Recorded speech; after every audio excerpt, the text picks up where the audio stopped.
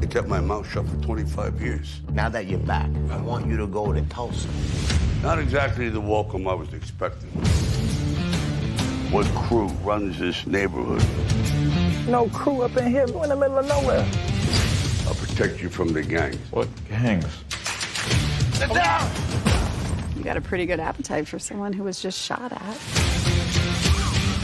Tulsa King. New series streaming November 13th, exclusively on Paramount+. I love Montana, but I'm doing this for our family. They will fight you dirty. Is there any other way? Ruin them, starting with her. Signing this is a declaration of war. We're already at war. I do this for my father. I don't do this for me. We give everything to this land. And I do mean everything. Yellowstone 2-hour premiere event, Sunday at 8 on Paramount Network.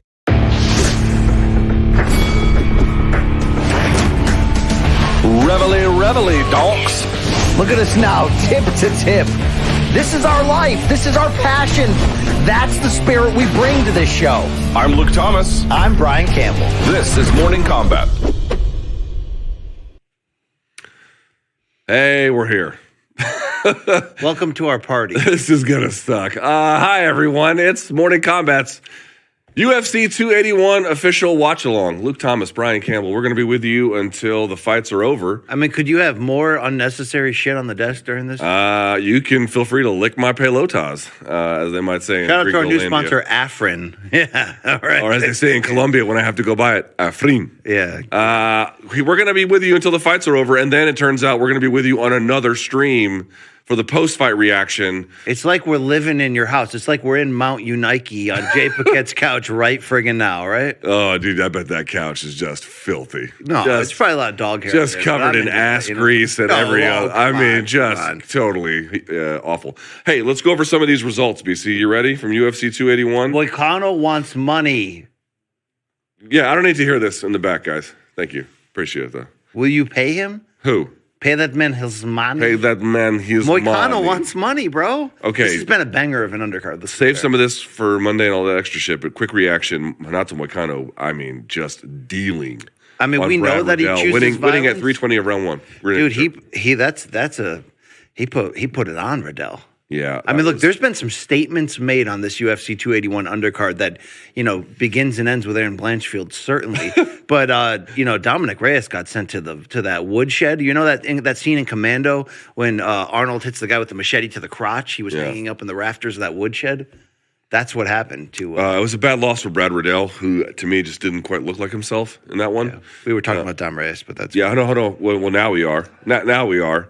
Ryan Spann defeating Dom Reyes, dude, a 120 of round number one. That thing. But what's interesting is that's a very bad loss after the long layoff for Reyes and switching camps. And but you called it before it happened. His standing in punching range with his hands down, just walking right into it. Yeah, just marching headfirst into it. It was tough to watch. Yeah, but Superman Spann, he can crack.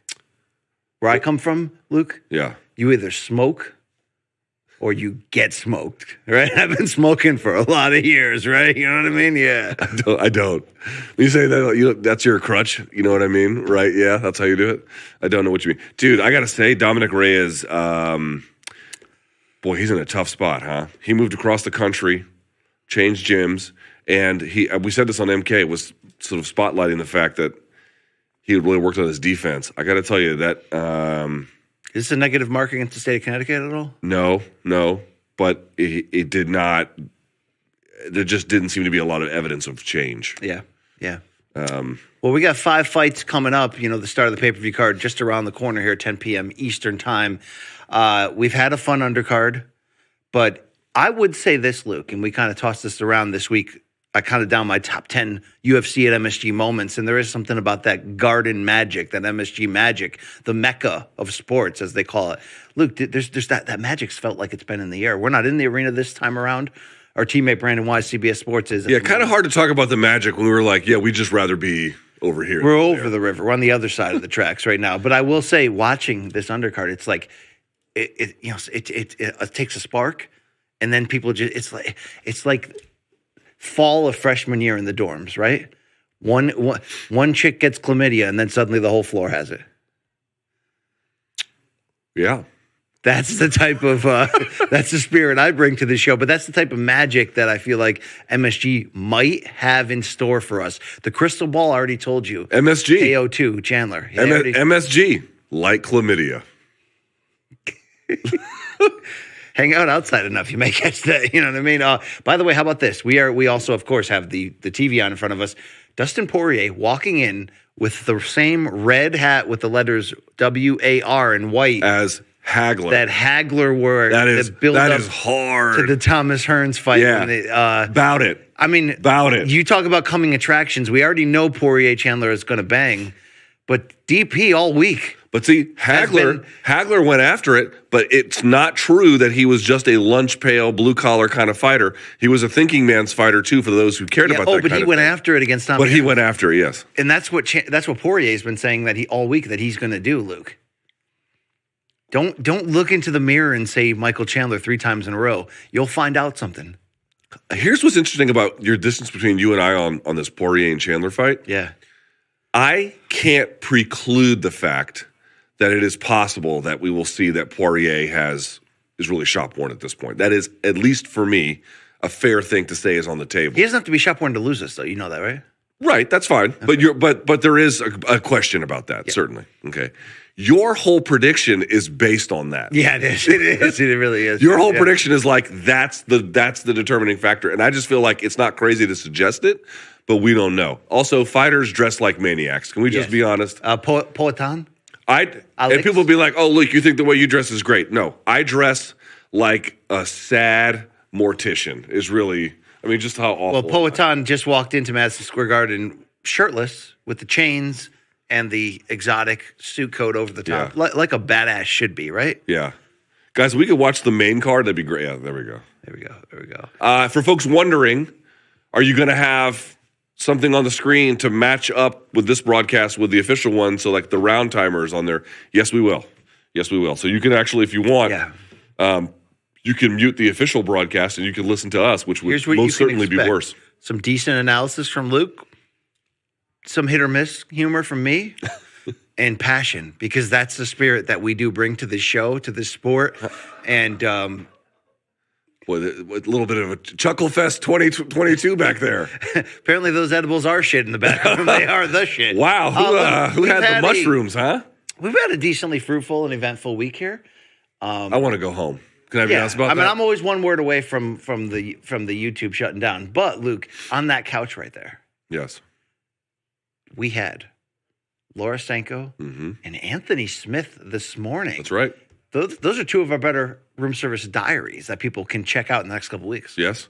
Both of them were great. Both of them were a little surprising in their own way, I would say. But I mean, Anthony put me in that Americana, and true to our country's narrative, I did not tap. You just cried and shat yourself. Yeah. And we just laughed. Yeah. We laughed and laughed. I chose nap. Yeah.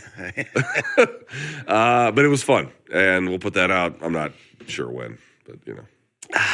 You look like you could lose interest in this project at any given moment. If I could, I'd just leave. I'd just go home. Now, are they reacting to our, No, I think they have in their own little comedy hour. Here's what I actually think happens. I think that they have their own little comedy hour in the back, and that they silently roast you and me. That would probably be preferred. I am betting that they roast us back there, and that's when the microphones are off. They're like, shout out make sure it's on mute. Our fine folks, our helpers from Malka. Gaff, is that true that y'all roast us back there? Oh. All right. Notice who's not here, Tristan. He must be getting another. Listen, those human bodies aren't going to skin themselves. You know what I'm saying? It's another good point there. But we're happy to be with you guys.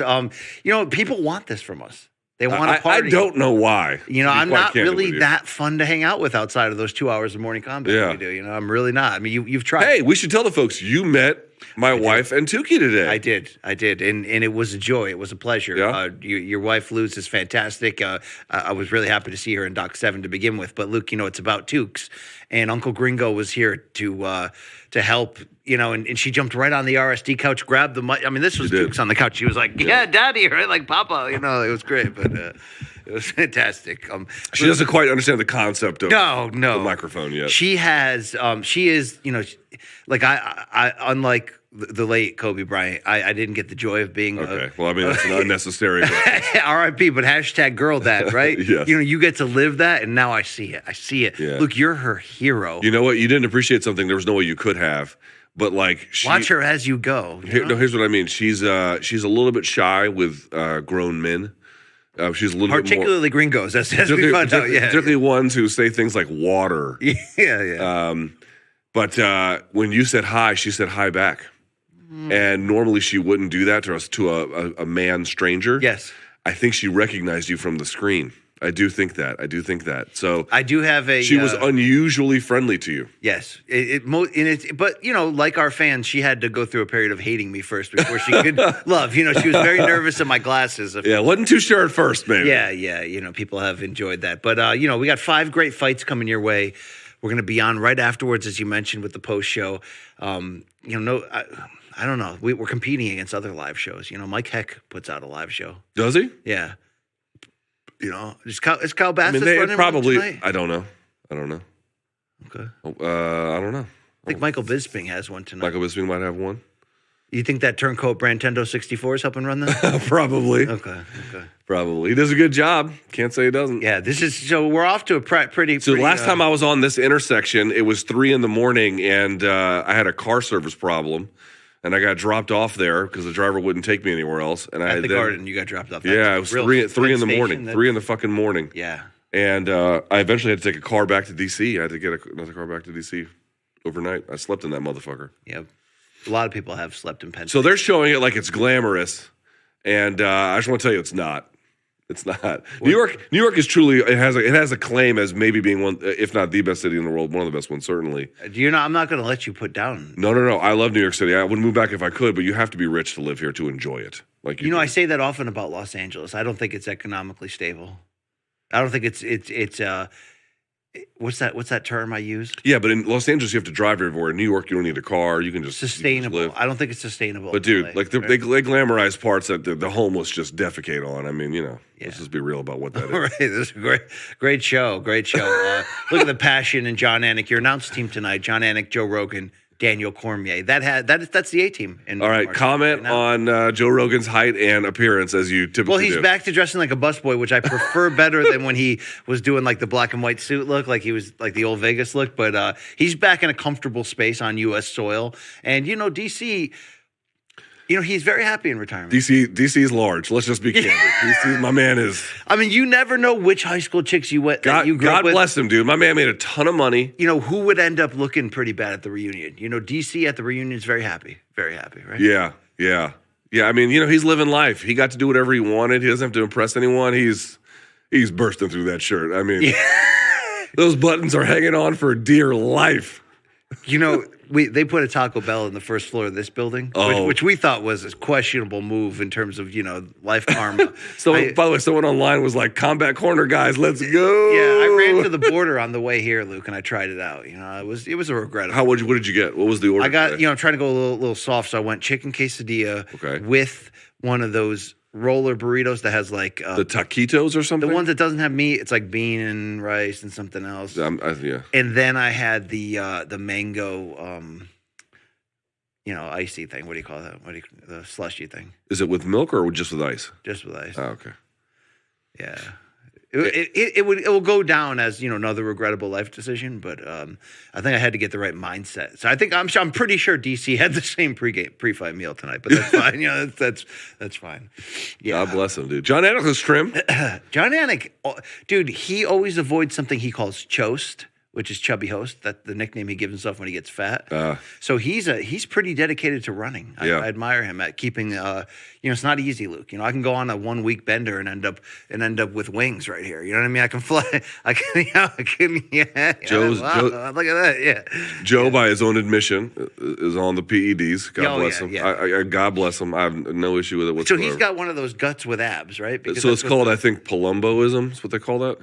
It was named after a guy whose last name was like Palumbo. Was he a weightlifter? Yeah, bodybuilder. Who did a lot of drugs, right? Certain kinds of drugs grow your organs. And if you just blasting the fuck out of them for a long time. Yeah, certainly.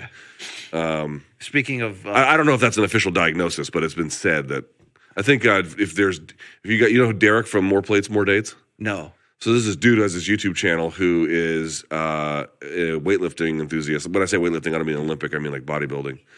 But not like watching, just like building his physique, who knows everything about PEDs. I mean everything, dude. Everything. Okay. It's like shocking how good he is, okay? Yeah. His channel ballooned to like 1 million followers, subs in like the shortest amount of time I've ever seen. He does videos on like Gordon Ryan, and he did one on Tittygate, like the whole thing.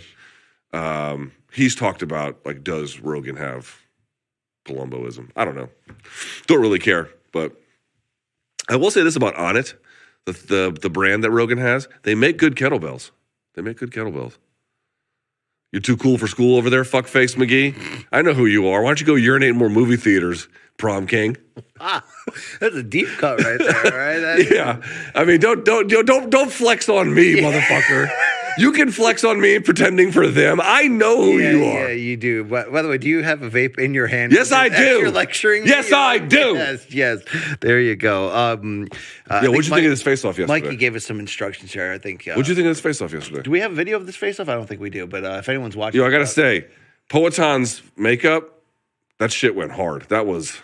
Yeah, he's not. That was cool as shit. He's not here to dance with you. He's here. He means fucking business. He's not going to buy you dinner. He's here to. Yeah, absolutely. There's God damn, I'm glad y'all set it off. Yeah, indeed. But we're going to answer some fan questions tonight. We're going to say a lot of questionable things, but we're also going to break down these fights as they're happening, give you our live reaction. You'll see that, Luke, I mean, you don't plan your emotions. You have a long history, by the way, of, regrettable outward emoting that you later, just increases the inner trauma.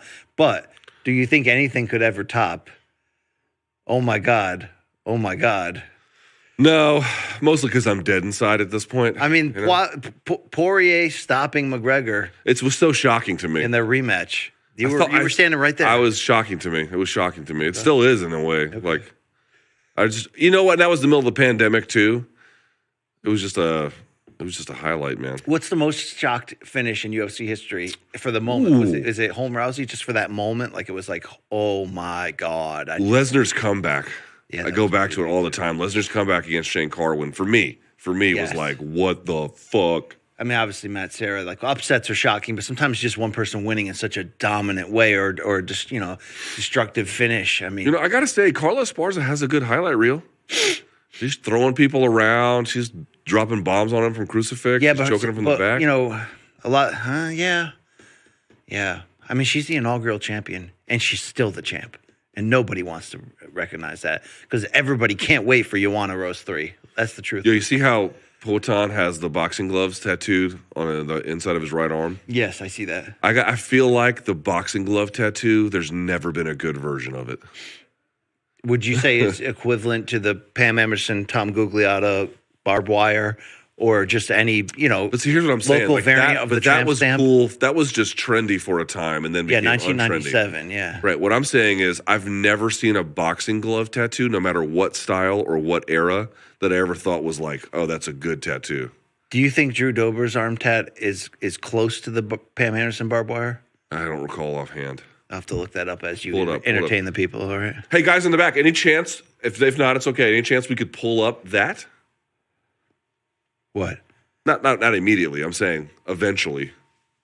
Get the Drew Dober tattoo on screen. I mean, I want to make sure I'm talking about him and not Cody Stamann, Yeah, I was about to say, I don't know if Drew Dober has. I don't remember. I truly do not remember. No, not Drew Dober. That was just me being awful. I meant Cody Stamann. That's what I meant, Luke. Does he have the... he may have a barbed wire. I'm calling it up right now, okay? Right, pull that up. Yeah, you mean, are you preparing to judge him if he does? I mean, I'm not going to judge him. I'll take a look at the tattoo. Okay, I think he may have filled it in. It's a dash now. Yeah, I was about to say, I think that's right. So that's the Cody Stamann arm. What's wrong with that? It's just a black bar. I wonder if that used to be barbed wire, though. That's what I do wonder. Well, if it is, he had the smarts to fill it in. Yeah. All right. It's a real, it's a great sidebar. It's a great show. Let me just get back to my messages in real time here. Got it. All right. The week did start it off with Izzy calling us Combat Corner. You know, it's been a good week. Okay, it's been a good week. We that Izzy video got a lot of views. Luke, you did a very nice job on it. Yeah, it did okay. My Carla interview didn't have the same success commercially, but you know, the caller Esparza interview. Hey, we almost got Aaron Blanchfield on the Room Service Diaries couch this week, and considering that's true, dude. Let's be honest. Let's talk about. I mean, I opened up this broadcast saying, you know, who won the undercard? Was it Blanchfield? Was it Ryan Spann? Was it that dude that took on Choi? That first round was insane. Trezola or whatever. You know, we also had. How about Matt Frivola? Matt Frivola had a hell like of a Trezano. Excuse me. What am I saying? Yes. So Trezano also had it, but Luke. Blanchfield didn't Carlos just Ulberg had take a big one too. The hype from Molly Meatball. Dude, she crucified her and beat the F out of her and nearly broke her arm. I mean, that wasn't close at all. That was a dismantle. That wasn't close at all. We never finished these, by the way. So to your point, it was 3:37 of round one. Andre Petrosky had a tough fight, but a good one against Wellington Turman. He looked pretty good. Matt Frivola stopping Atman Izatar. Frivola was in the line of fire, though. Yeah. Before that. Yeah. He was backed up against the fence line, remember? Carolina Kovalkiewicz and Silvana Gomez-Juarez had a really boring fight.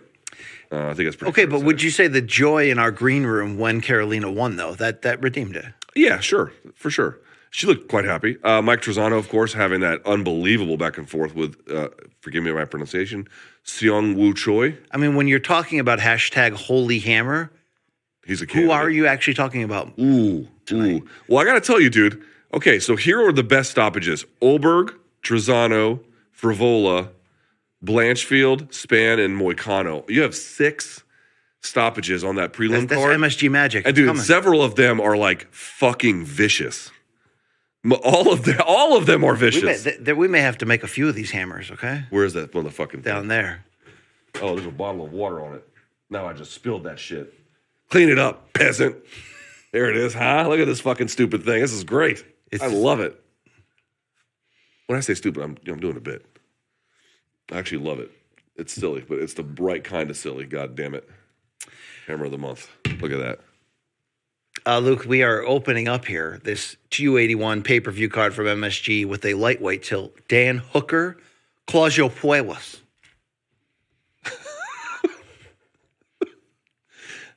I know you're not being racist, but I'm going to use that to make the claim that you are. Thank you. This is going to However, fair or unfair, I'm going to do that. You know, I'm going to do that. Dan Hooker needs to win here. He needs a win.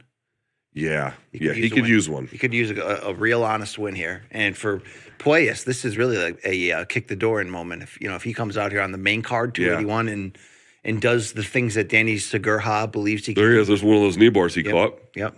That one's really low, but he got it. Tucked it behind the arm like Shogun did against Kevin Randleman. What would you give a letter grade, Luke, to your performance this week on camera for Morning Combat? F. All right. For fantastic.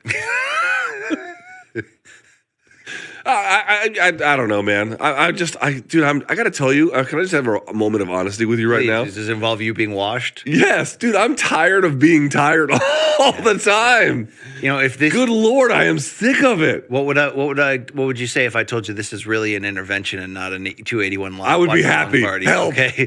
First of all, your energy drink diet. Okay, but I take drugs to go to sleep. Second of all, your vape habit. Okay, the vaping. But that doesn't, I wasn't sleeping before the vape, so that's not. That's not. Third of all, I love Anthony Smith walked in, you're like, dude, thanks for coming, but I might have COVID. No, it's not what I said. I woke up feeling like shit. I'm not sure why. Probably because I've been traveling through. You know what? People don't appreciate how much time I've spent in the Newark train station.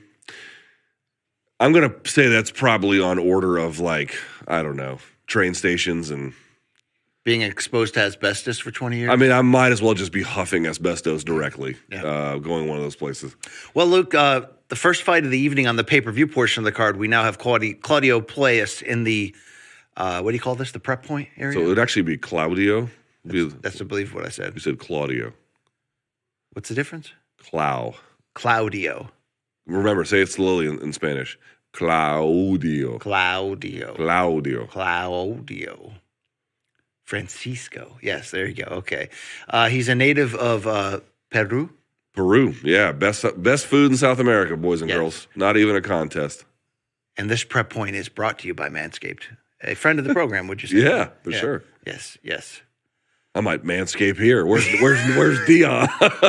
Where's the lawnmower when I need it? Okay. I'll just do it right here. You can just hear me manscape. God, that would be the worst ASMR of all time. Yeah. Is that what it is? ASMR, AMSR, whatever the fuck? I think it's. I don't know. I don't know anything anymore because I'm tired all the time. Yeah, it's a great sell to the audience. Please tune in and hang out with us while we complain about how tired we are. That's actually a normal Monday on Morning Combat. We need to get out of here, Beast. We can't be doing these 2-hour shows anymore. It's not because I'm tired. It's because the audience is tired. You do not have another job anymore, except for the Luke Thomas Live Hour, starring Luke Thomas. Which is on Thursdays, not Mondays. Do you know how much money our viewers saved this week by you not doing one? Okay, that's a good bit. Yeah. That's too bad I'm doing one tomorrow, bitch. Yeah, all right. Hey, Dan Hooker walking to the Manscaped prep point. Let's. I gotta say, my man looks confident. He does. He looks confident. Well, and I don't say that as a joke. Like, he really genuinely looks confident. Look, I love talking long. I love Room Service Diaries. Anthony Smith, we picked his brain about, like, what the hell these guys actually have to go through. Yeah. Weight cutting, fight week, financially in between fights when you're trying to make it. I mean, we already know that this is a hellacious job and it takes a very special person to do this type of career and take this type of risk and be this committed when things don't go your way. I mean, Anthony Smith is a great example of someone who's had big losses like Dan Hooker of late, but put them behind him and come back. Dude, it's not just being a con man to yourself. I mean, you have to be so one-sided in your belief in yourself to allow for times that you rejuvenate, times that you make new runs, fresh winning streaks. Dan Hooker is mentally tough. We already know that. But is he too mentally tough? Because that can happen for a fighter, Luke. We're about to find out. Yes.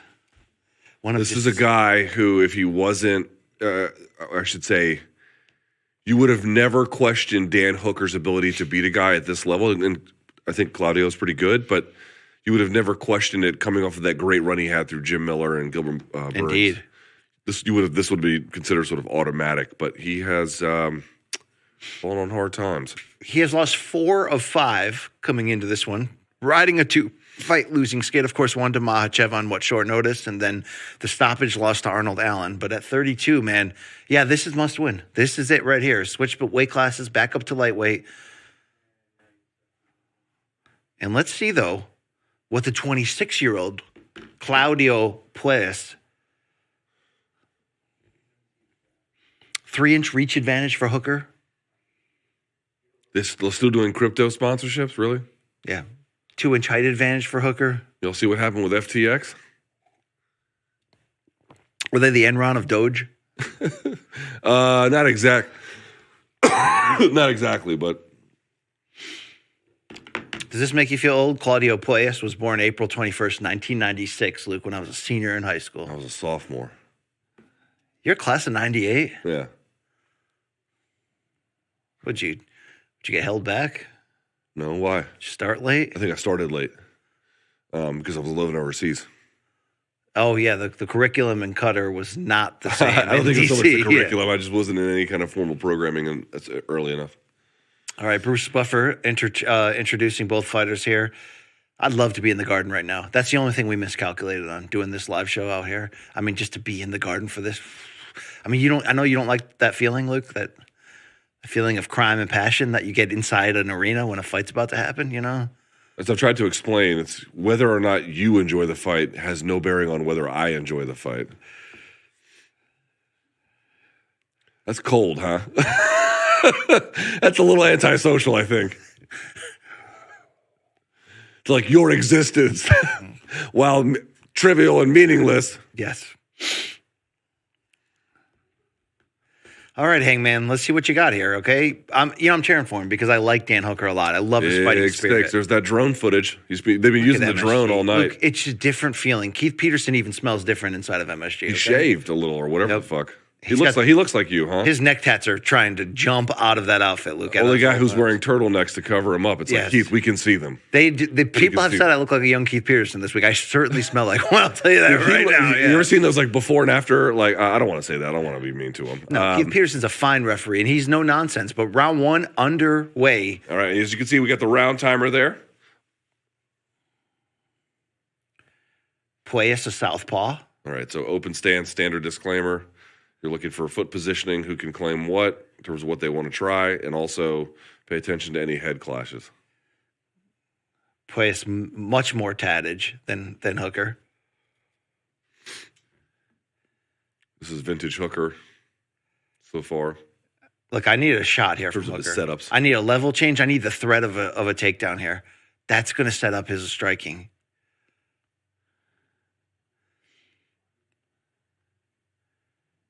Ooh. Early kick attempt for Puelles, just to let him know it's there. Ooh, high kick from Hooker. Claudio looks nervous. DC calling out Claudio for being a little too passive here. Yeah, it looks like he's a little bit hesitant. Hooker's got to fill this time, though. He's got to take advantage of this. Checked.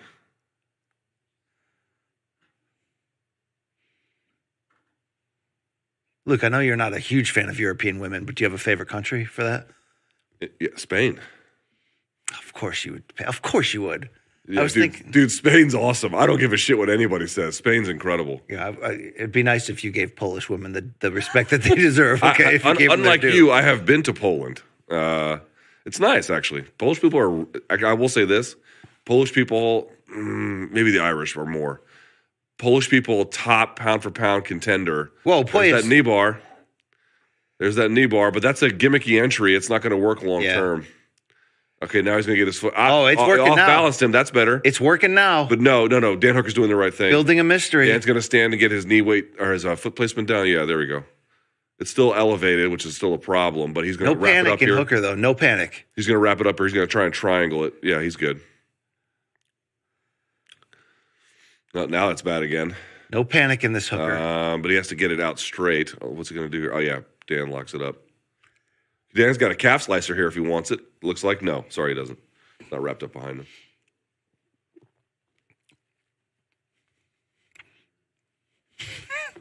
I'm holding in a lot of good humor right now, Luke. I'm sorry, all right? It's great. It's great. The comedy show of my mind is incredible, okay? This is me trying to get you to get me a hug. Yeah. Tremendous grappling exchanges here. A lot of hugging.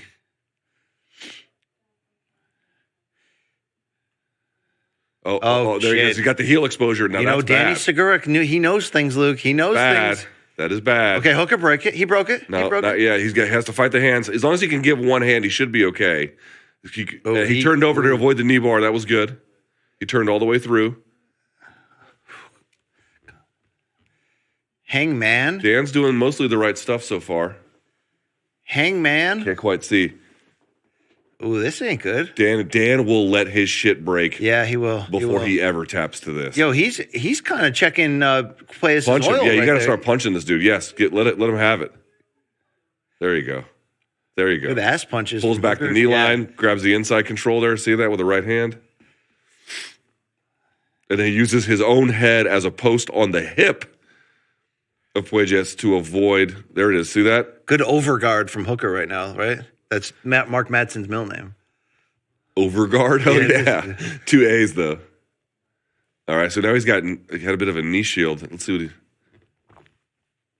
Yeah, get away.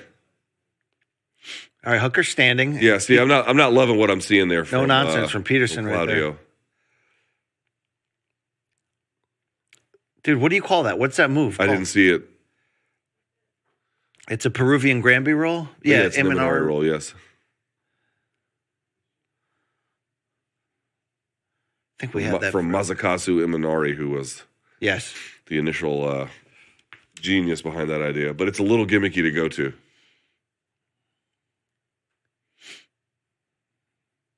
Puelles not showing me much striking wise here. Okay, that's a good lead right hand. I mean, the lead right hand, Luke, is I gotta say, long been the equalizer against a southpaw who can punch, but I'm not sure Puelles can punch, Luke. here's the thing: you're gonna give the round to Claudio, right? Because he was the one threatening submissions. He was harassing. You wouldn't? Seriously? No, I mean, I get your point. Here's what I'm gonna say. To me, I'm liking what I'm seeing from Hooker. I do. Calm, clever, rehearsed defense to the leg locks, and then the various switching, all the different ways in which he was trying to create heel or heel exposure or extend the knee. What do you think of Eugene's beard? It's thick, bro. Yeah, it is. Ooh, Eugene rocking a little cauliflower. Yeah, he's got some collie up in that bitch for real. Damn. From Claudio, do you like the leg locks? And he is a threat there. But when people are just like automatically Imanari rolling from a distance, I got to tell you, it's not. I don't love it. I don't ever love it. Ryan Hall. First of all, Ryan Hall is going to be a bit of an exception to that rule because he is one of the best guys in the world at that. But even then, when he gets to it too early, I don't think it necessarily serves. In his lone loss, he was doing a lot of that stuff. To Poirier. Yeah, I was there for that, yeah. The thing is, against a certain class of fighter, that kind of stuff works really well. But it does not scale up the food chain very well at all. Yeah. Like at some point, you've got to be able to like punch, pass guard, take the back, or whatever you want to do. But you can't you can shortcut like that up to a certain point and no further. All right, round 2 here. 10-9 Puelles, probably the smarter bet to your point, although I did like Hooker's striking. I liked a lot of the poise he showed too. But he's on the attack now, Luke, early. Okay. Yeah, I got to tell you, I'm liking what I'm seeing from Dan Hooker here. You think Dan's going to avoid shooting because of Puelles' submission game? Yeah, I don't think. Why would Dan shoot? His ground game has been a bit of a weakness for him. Because he shot against Hasparov and controlled him, Luke. That's why I said that. Okay, but this is a higher quality opponent, I think. Ooh, so another high kick from Hooker where he's just touching him with it. He got blocked. So pay attention. What you had seen earlier was Hooker. These kinds of shots are problems. Hooker does a lot of selling with his eyes.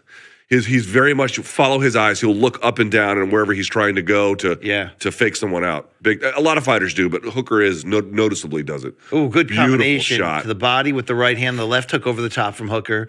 He had just stuff to take down before that, so he's in control here in round 2. Claudio's feeling it. You know, I think Danny Segura is feeling it too after that bold proclamation. It was a bold one.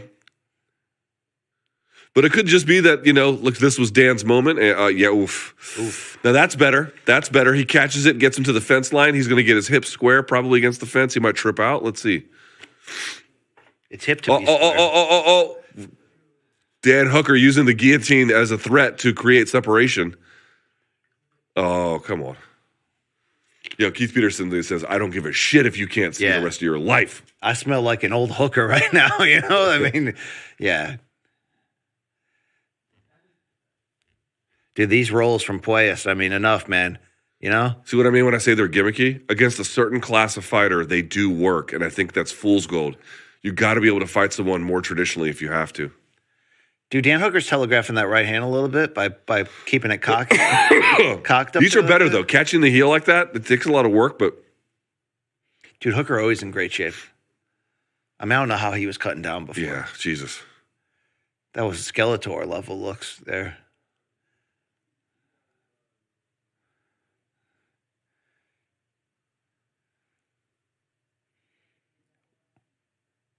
Yeah, I'd love to be DC's food runner during these cards.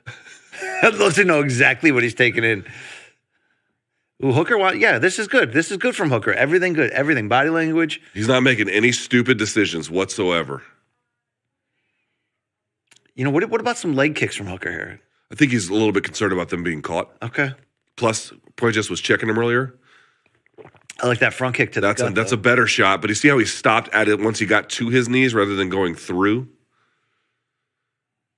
Word to the wise, you cannot really wrestle from your knees. Maybe Jordan Burroughs can. Nobody else can. Puelles can't just sit here and take these elbows like this. This is just heavy down blocking.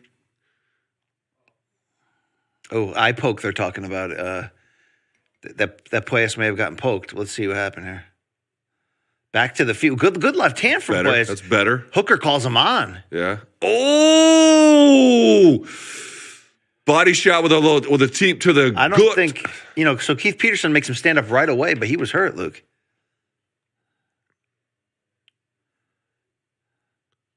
All right. And this is not. He's overmatched. Yeah, Peterson wants nothing to do with this, too. I feel bad for the kid. He is a good fighter, but he's overmatched. You now have some fuel to argue against Danny's takes on your. Yeah, we're gonna revisit him. Yeah, we're gonna revisit this a little bit. Although I will say that it's also just too early. The kid's 25, 26. Okay, well, now we're doing cartwheel shit. He's overmatched. Yeah, he's overmatched. This is like stalling out a fight. Yep. Oh, you can call this. Yeah. Wow. Yeah. That's it. Wow. Okay, so that's a great win for Hooker. What do you think about that call from Peterson? Because that wasn't. He was trying to lure him to the ground. He was, but no nonsense was like enough of this. Hooker didn't follow. It's going to be his turn to get up, and he didn't even move. No. I don't know. That's a. I get why Keith Peterson made that call. Zero problem with that stoppage. Zero. But he took it into his own hands to be like, you know what? F you for that. You're done. The fight's over. There was a bit of that in that. Let's see. I want to see the stoppage.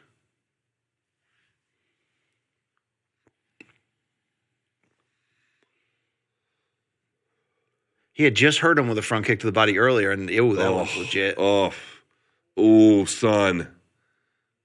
That's the first one. Let's see the second one.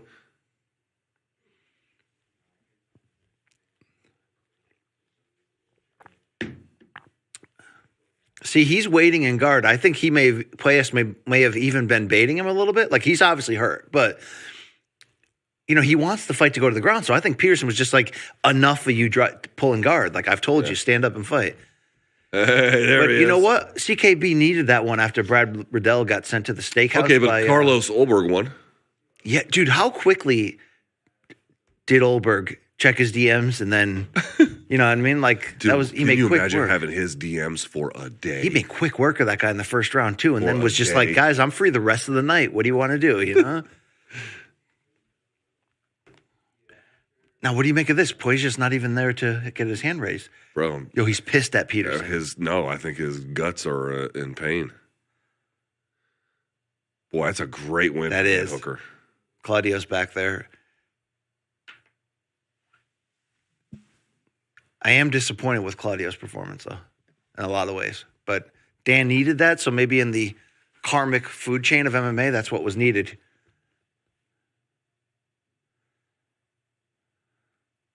I bet you Hooker would hang out with me in real life. Yeah, he hung out with Oscar from Mac Life. I mean,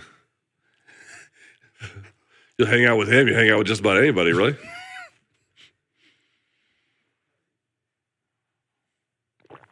Make a big call out. Make a big call out.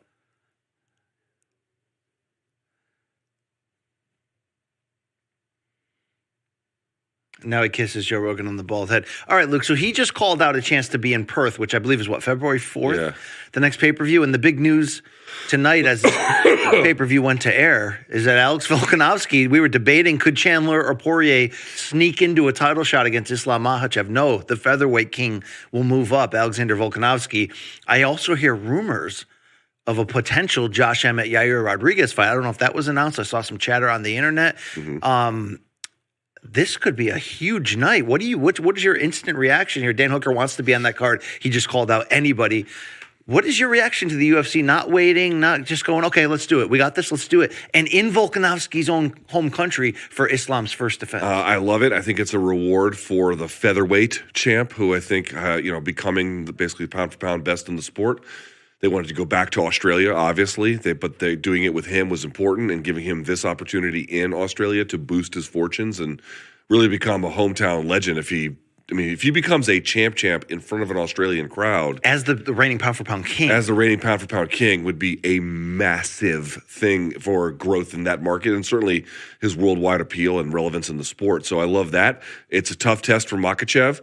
You could probably say there are some other ones that would be tougher. Maybe you might think of Beneil Dariush. There's basically the problem with the fight, as far as I can tell from what other people think. I believe that Makhachev deserves to be the favorite, but I think that Volkanovski's chances of winning are probably higher than most. But I think a lot of people don't think it's very winnable.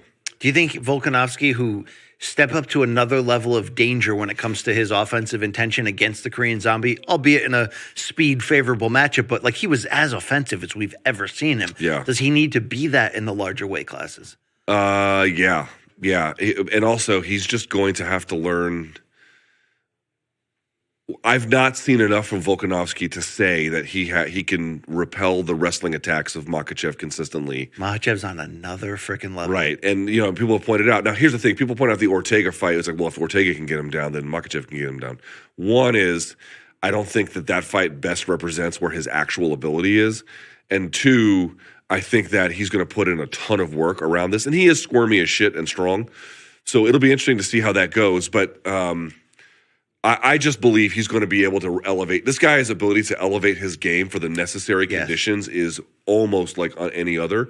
And so I think he's going to be much more prepared for this. But it's still, dude, it's Makhachev, 155, 25 minutes. That's a tough guy to beat. Here's the number one reason why I'm so excited about this fight. This has among the largest prestige a fight has ever had. We just had Makhachev versus Charles Oliveira, which at that point was the first time in UFC history 2 fighters riding at least a 10-fight win streak were facing off against each other. So Makhachev wins. His win streak's now at 11. Volkanovski's win streak is at 12. He's also the pound-for-pound king, who's also unbeaten in the UFC and trying to become a 2-division champion in his home country in the first defense of the new champion that everybody is like, hey, Habib 2.0, let's get ready for the new era. You could not ask for more prestige and stakes in this one. So on the flip side, Luke, if Islam Makhachev makes his first title defense by beating the pound-for-pound king, who's daring to be great, it's weird. He wasn't in most of our top 10, Makhachev, before winning the title because we needed to see him against super elites. But if his 2 consecutive wins are dominating and stopping Charles Oliveira and then defeating Volkanovski in any form that's not a controversy, I think he's kind of the pound-for-pound king, right? I mean, that would be insane. I've never really manicured a pound-for-pound list over the course of a year. I only weigh in on the debate. Yeah, you hate fun. That's why. I hate that kind of stupid fucking shit. I can tell you that. But so I don't know if I don't know. But boy, I would say what would you say at worst if he beats Oliveira and I'm saying in a row and then and then Makhachev back to back. Well, obviously Volkanovski's already up there, but if Makhachev does that, top 3, no worse. I think he could be number 1, especially if he does it in a very convincing way, even with the size difference. But fighters hate shirts. The weird jump he just made was like, when he beat Charles and beat him the way you did, you like I couldn't put him in my top 10 for the first time at number 9. Like he had to be like 5 or 4 because that's fine. Ridiculously strong statement. He had been on a big run, but on the flip side, and we don't know officially unless it's been broken about the potential of a Josh Emmett, Yair Rodriguez. If they put that on the pay-per-view, does that have to be for the interim belt? And that could raise the stakes on that fight in a big way. Josh Emmett's super deserving. Yair's coming off a very, probably the hottest stretch in terms of how we deem him, right? The great performance against Max Holloway, and then who did he just look spectacular against? Yair. Brian Ortega, but that was a weird fight. Right. Are you down with that for an interim title if that's the way they go? Yeah, it would be. Mm-hmm. I think that it's a hellacious fight, by the way. Yair versus Emmett. That's hellacious fight. Josh Emmett is, he's cut from a different cloth, y'all, and I'm sure Yair is too. Like that is 2 battering rams going at it. Boy, Johnny, I like this camera look. I got to tell you. It's like movie cameras by the camera. Yeah, his jacket kind of blends into the night. By the way, seeing John's twin, Jason Anik, who's getting more into the MMA space, he co-hosts the Remember the Name podcast with Bilal Muhammad. Does he really? Jason Anik does. Yeah, he's always been big in the betting game. He has really long hair, like hippie-like long hair, and John is like as clean-shaven and professional. Yet they're the same. They're identical twins, Luke. It's jarring seeing the other end. Frankie looks old. Well, he is. That's why. Frankie Edgar up next in his retirement bout against Chris Gutierrez in the bantamweight division. Yeah, well, that's that. Luke Volkanovski versus Makhachev. And what's your early read? How competitive is that? Even if you think Makhachev's going to win. I side with you on the fact that Volkanovski on the feet. That's going to be interesting. That's going to be interesting to see. No. Volkanovski fucking takes his lunch money. Okay, I don't know about lunch money. You can mark me down for saying that. Didn't Islam just make an incredible striking leap where everybody was saying ahead of that fight? I'm going to keep saying this. People do not understand how far ahead of the game. Okay, but I'm not. But notice what I'm offering. You're offering one-sided domination on the feet. I'm not offering that. I'm offering that's where the moments where Volkanovski will be in that fight and maybe look like he's potentially on his way to winning that fight. But when you're talking about Makhachev, and now he'll have a pretty big size advantage, at least in height in the setups here, he doesn't just, it's not the question of if, it's for how long that you'll be down, you know? And, you know, will that size factor be a factor? It will on the ground if Volkanovski's on his back, right? Yes. But the question is, like, even if he can get him down, can he keep him down? He's squirmy. He is pretty. And he also was a former, heavyweight rugby player. So they never talk about that. They never do. It's the thing they've never mentioned. I mean, he's one of the special ones. We're talking about an all-timer here with Volkanovski. I like this. This is a strategic and power move from him in terms of trying to double down on the upper the UBL of his resume legacy. This is a power move. Look. Yeah. Okay, you're done talking about this. Yeah, I'm watching Frankie Edgar in the woods. Beating the shit out of BJ Penn. It's like Blair Witch Project in the background. Do you remember that third BJ Penn fight where he just fought on his tippy toes the whole time? Yeah, did they need to do that? And you were like, dude, what the fuck is he doing? I've never even seen something like that before. Or since. We never created a plan for the restroom. Just go, man. But you have to, here's the thing. If you're going to do it, you got to do it Naked Gun style. You got to fart at the standing urinal. Yeah, well, I'm not bringing the mic with me, but. Do you audibly fart at the standing urinal when there are other people in the bathroom? Absolutely not. Dude, I'm making a point to do it. If they're on their way in, and I'll do it, but not if they're standing next to me. No. Not where I can get it on them. If you're in my field of vision, even here, it's jam band time. Right. Chris Gutierrez making the walk inside Madison There's a Square Fish Garden. concert in my dungarees.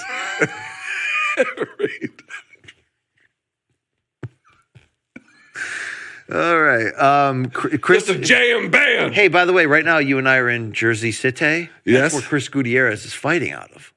Jersey City. Yes. Dude, Jersey City's weird. It's either luxury everything or just you better have a gun on you. I don't know what else to say. And it's like block to block. It's like one block. It's like, hey, these apartments are... Dude, this is true. Do you know what the average rent is in this city? This is not a joke. Ready? It's over $5,000 per month. Isn't Jersey City the most expensive rent? Yes. Like right now at per capita? What basically happened was it's always had a couple people who didn't want to live in the city and they did the Hoboken or Jersey City thing. But what basically happens, like since the pandemic, a bunch of Manhattanites who have a shit ton of money, they just wanted more space for their money because even in Manhattan, when you're rich, it's still hard to get space. Oh, yeah. So they started fucking moving here and it's caused this boom. But the problem is now apartments like anywhere halfway decent, they're like for a 2-bedroom. I saw a 2-bedroom that was $7,000 a month. Who the fuck can afford that? I mean, not me. No, not you or me. If we were roommates, maybe we could. And then if we were two divorced, let's ask a question. My two dads? If we get divorced from our wives, are we going to move in together in Jersey City? While that is probably the thing in my life I'm, trying to avoid the most, right? We can have top ramen together and cry. That would speaking of the doc series, we could have a living doc series where Jake moves in with us. That's what they should do is just buy the floor below here or above here. Yes. And then just build us apartments in there. We'd stay together. It'd be the odd couple. And you'd have to sign off that it's a living documentary, that the cameras are always rolling. I think if my life came apart like that poorly, I would just give in to whatever. I'm told that Jake is looking for a place currently right now. So is he? Yeah, in my ear, I was just told that. So we can, but we'd have to get divorced, and I'm not willing to do that. Yeah, I don't want to get divorced either. I'm not picking this editorial wife over my real wife. That's fine. Right? I'm making the same calculus. 15 strong years. Hey, I'm at 13. Congratulations. Thanks. Your wife loves you too. Yeah. I know you find that incomprehensible and somewhat grotesque. I mean, I've been married a long time. I love my wife. Does she love me? We can debate that. I'm kidding, of course. But no, seriously, your wife's been a big supporter of MK, as has been mine. My wife does love me. It is also incomprehensible to me, but she does. I will say this for Frankie Edgar walking out here right now. The biggie Walkout, kick in the door is just, it's just iconic, is it not? Frankie's tattoos in recent years sneak up on you. It's very iconic. It's a very iconic walk, the Biggie one, especially doing that in Madison Square Garden. It's cool as shit. What do you think of that? Like, he snuck up on us with these tats. Like, they just keep arriving. Yeah, I don't love them. Oh, wow. I don't love them. Okay. But I mean, it's. My wife just sent me this picture of Reggie Jackson. I mean, just a handsome cat. He is. You know what? He is a handsome guy. Can we get Reggie Jackson on there? Hey, Lou. Lou. Yeah. All right. There we go. Yeah. Just a handsome. Just a. I mean, he's an asshole, but he's so cute. You know. I mean, look at that guy right there. Oh yeah. Thanks. You should euthanize him. Okay. That's just. Wow. All right. Okay, bantamweight till here, 3 rounds, of course. The final one for Frankie Edgar. Frankie Edgar's best win. Go. Ooh. First BJ Penn? Second BJ Penn, first of all, I thought he beat Benson Henderson. Let's just get that out there. The second Gray Maynard, which wasn't a win, wasn't that a draw? Yeah, so the last. But just him being in third that. Gray Maynard's him getting out of that first round in the second Gray Maynard match, right? Yep. Just holy crap. He's got the shoulder pop that all the boxers have when they. Yep. He's in great shape for this finale. Yeah, there's no question about that. Like, Frankie's not going to come into this half-assed. Dude, don't you feel like he's going to take some damage early, but then just come back and get the crowd? Here's what makes me worried. You had Dom Reyes looking to, make a statement, moving across the country, and just got absolutely fucking waxed. Brad Riddell got put out. Molly Meatball got sliced. Yeah. Like, people aren't just losing tonight; they're getting. Did you see where Dave Portnoy bet messages from God? Was it Mikey? Was it Dave Portnoy $100,000 or $10,000? He put a ridiculous amount of money down to Molly, and that's not tweeted smart. it out. That's not smart betting. I forgot what it was, but here's Chris Gutierrez. By the way, 6-0-1 in his last 7. People don't talk about that. Yeah, he's good. He's been fighting a lot of these Apex Fight Night cards. Okay, it was 10,000 that he lost. He would have won 40. Dave Portnoy. He put it down on the meatball. He's got a lot of money. El Guapo now fighting out of Englewood, Colorado, by the way, the lower graphic said. So he is Jersey City by birth, not by choice, okay? And here's Frankie, Tom's River, New Jersey. That's the shore. That's Mikey Moore. Tom's River, the shore? Yeah, right? Isn't that where that Little League won the World Series? Is it the shore? Yeah. Yeah, Mark, that's what I'm saying.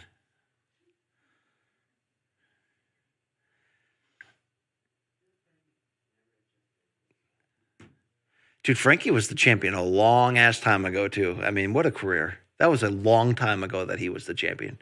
Can't even get a standing O in the Garden, really? They're a fickle crowd. Even his kids are like, nah. All right, Kevin McDonald's handlebar mustache, you in on it? I know he's European. Kevin, what are we doing here? It's like, dude, unless you're the lead singer in a rockabilly band, can we not? Yeah. Can we not? Yeah. Are they reshooting Back to the Future 3? Because otherwise... Yeah. Is that Halle Berry right behind? Yeah, it sure is. Oh, boy. Okay. Shout out to Ortega, right? That one time shout out, right? Here we go. Come on, Frankie. Am I allowed to cheer for people here, Luke? I think you just got to live your life. All right. So what we're looking for here is, can Gutierrez stop the takedown? That's one. The other one is, to what extent can Gutierrez... He's an excellent kicker. And a nimble one. And Anthony Smith was walking me through some of his setups today and some of the ways in which he combines stuff. And he's got this whole system. He showed it to me a little bit. Especially in this matchup, he's long. So to what extent the leg kicking slows the movement down of Frankie? That's what we're looking for here. Those are the 2 big questions. Good head movement by Frankie early.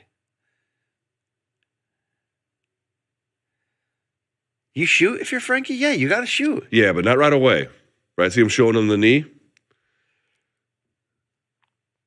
Oh boy. Okay, that was not. I mean, Gutierrez he got stung with that one. Hit him with a spinner plus another couple. Ooh, tough leg. Yeah, it's not going to end right. It's not going to end good, Luke. I don't know. Yeah, Gutierrez is good, dude. Yeah, he's real good. I got a bad feeling right now. I mean, every time Gutierrez spins, Frankie's just standing there waiting for it. Luke. Now he's fainting it. Shoot, Frankie, shoot. See him doing the Dak Prescott hip turn feint? Oh, yeah. Combining it with a shoulder feint there for the spin. There's a lot of feinting going on. You can from both of these guys. I like it. But if you're Frankie, we're not even 2 minutes in. If you're Frankie, you're betting that he's going to slow down, and when he does, he can pour it on. I don't know, dude. Frankie is still so open for the big strike, you know?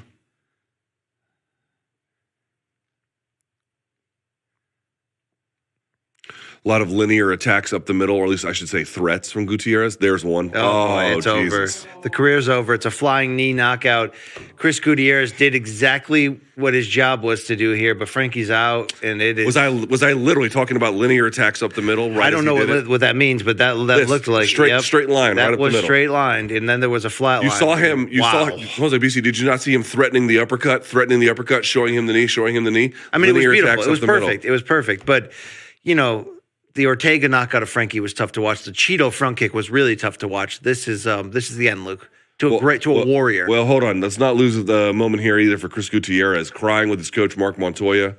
And he just beat Frankie Edgar in Madison Square Garden on the main card. Knocked him out cold. Of UFC 281. Yeah. That's the biggest win of this young man's career. He's been toiling on Apex shows. They put him on a big one. He's unbeaten now in 8 fights. And wow, did he deliver. God bless you. Everyone here now has... God bless Frankie. He's up Ebola. On his stool here. He's awake. Gutierrez hugging him, embracing him. Obviously, it was hard to see, but, man, Frankie... he went out doing what he does, which is come attacking, looking to make the fight happen. I am glad it's over, Luke. It's been tough the last few fights, but a legend to be able to have a career this long, stay at this level, 3 divisions, former champion. He went out doing what he does, Luke, okay? Trying to win fights. I love Frankie Edgar. He looks a little wobbly. He got knocked out cold. Yeah, it's time, and it's been time. It's been time. Nobody with a bare knuckle promotion send him any offers, okay?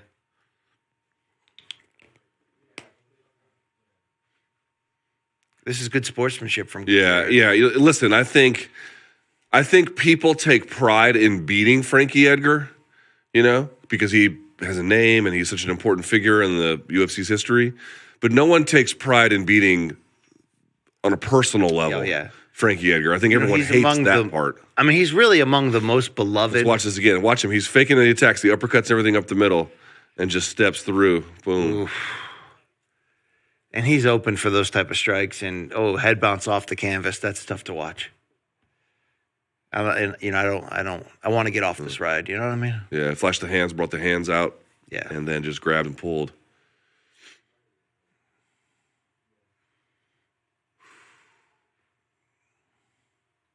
Yeah.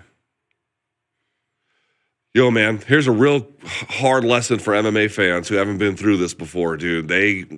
When your legends go, they go. I mean, you were there when Bigfoot Silva sat on Fedor's chest and just turned him into hamburger. That was not easy. Like when St. Pierre gets to go out of the garden as champion, that's the end. Like, dude, I can't explain this. St. Pierre left the game the way he played it.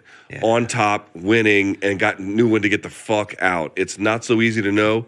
And if you stick around long enough, all of your favorite fighters are going to look like that. All of them, dude. Even the great Frankie really Edgar. Tough. The Chuck ending was tough. Those last few. God, against Tito, that was terrible. Rich Franklin one too. Terrible. No, that ending. Well, that was super sad. That was like even that was the saddest of the sad. Wow. Do you think Frankie will do the gloves? Hey, off? Guys in the back, can we hear this a little bit louder? Por favor. I can hear it just fine, Luke. Yeah.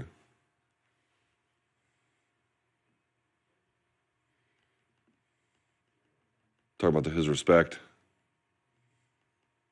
He's emotional.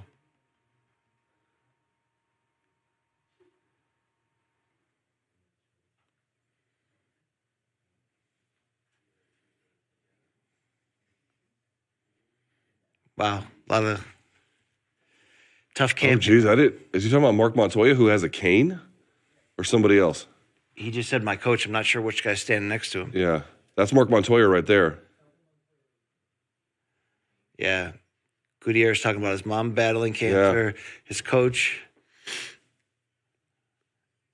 and to have to finish a legend like Frankie, it's not easy. No.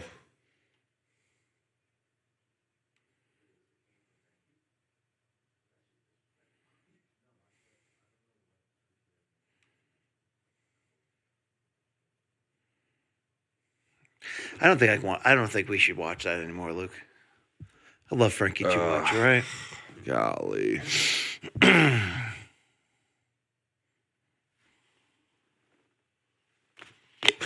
don't know if that answered anything. Yeah, maybe not, but it's your time, kid.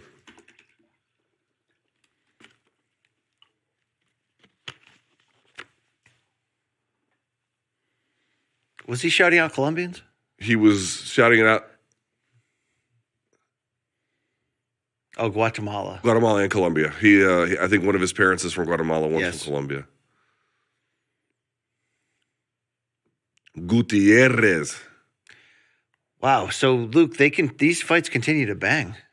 Well, first of all, I'm sad to hear. I'm not sure exactly what the medical diagnosis is, but I've known Mark Montoya. Oh, here we go. Let me hear Frankie. Get on your feet. You know what? Get on your feet, BC. Show him the respect that he deserves. Get on your feet, everyone. There we go. Legend, Frankie Edgar, huh? These fucking peasants in MSG need to get on their fucking feet for someone like him.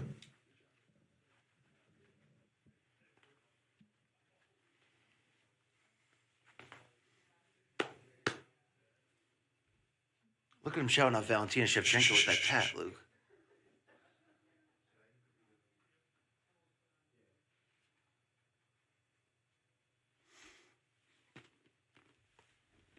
Dude, this has to be a terrible moment for him.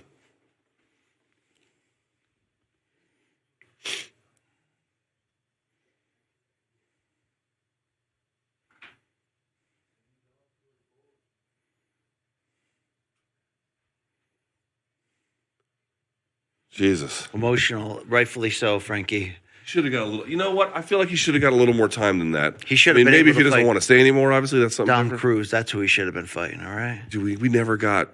Ah, poor Frankie. God damn. That sucks. He's crying. It's tough to see. Ugh. Well, Luke, hey, but you have to say the MSG magic I'm talking about. Because, Luke, those moments at 217, the 3 consecutive fights, the TJ knockout of Garbrandt, Rose, Joanna, and then GSP getting the sub, they escalated. It was like a chain reaction of magic, Luke. Do you think we have the build for that tonight with all of these finishes, with all these moments? I don't know. I don't know what to make of it. Some of the CKB guys have lost. All of Pereira's teammates lost. Remember when Rocky Pennington retired Misha at 205 in the same spot on the card, you know? Yeah. Fuck, that is brutal. Mark Montoya was in the corner for that one too, right? I don't know. He is with his wife. Ugh, golly, man, that is just tough. Tough. Thank you, Frankie. Okay. There's Ali. Oh, man. You know that is not what he had fucking I didn't expect this to hurt as bad as it did. Yeah, I got to agree. It's awful. Look at Sly can just not even move his face anymore. No, he can't. All he can do is like frown and shit. Mike Tyson in the house.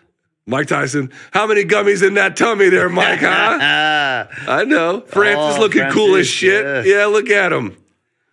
That's Kamar. No, that's not Kamar. And then just some rando white guy. Hey, there's the champ, Brandon Moreno. He's not the champ. Look at the leech in the back. I just call him the champ in my mind. There's the leech. Respect down Jim Norton in the back. Yeah, it is. Yeah. Jim Norton been telling jokes about fucking hookers in Brazil for 30 years. Wow. 30 years. You a big fan of comedian Adam Hunter of UFC fame? Yeah, I know Adam. I run into him a few times. We talked.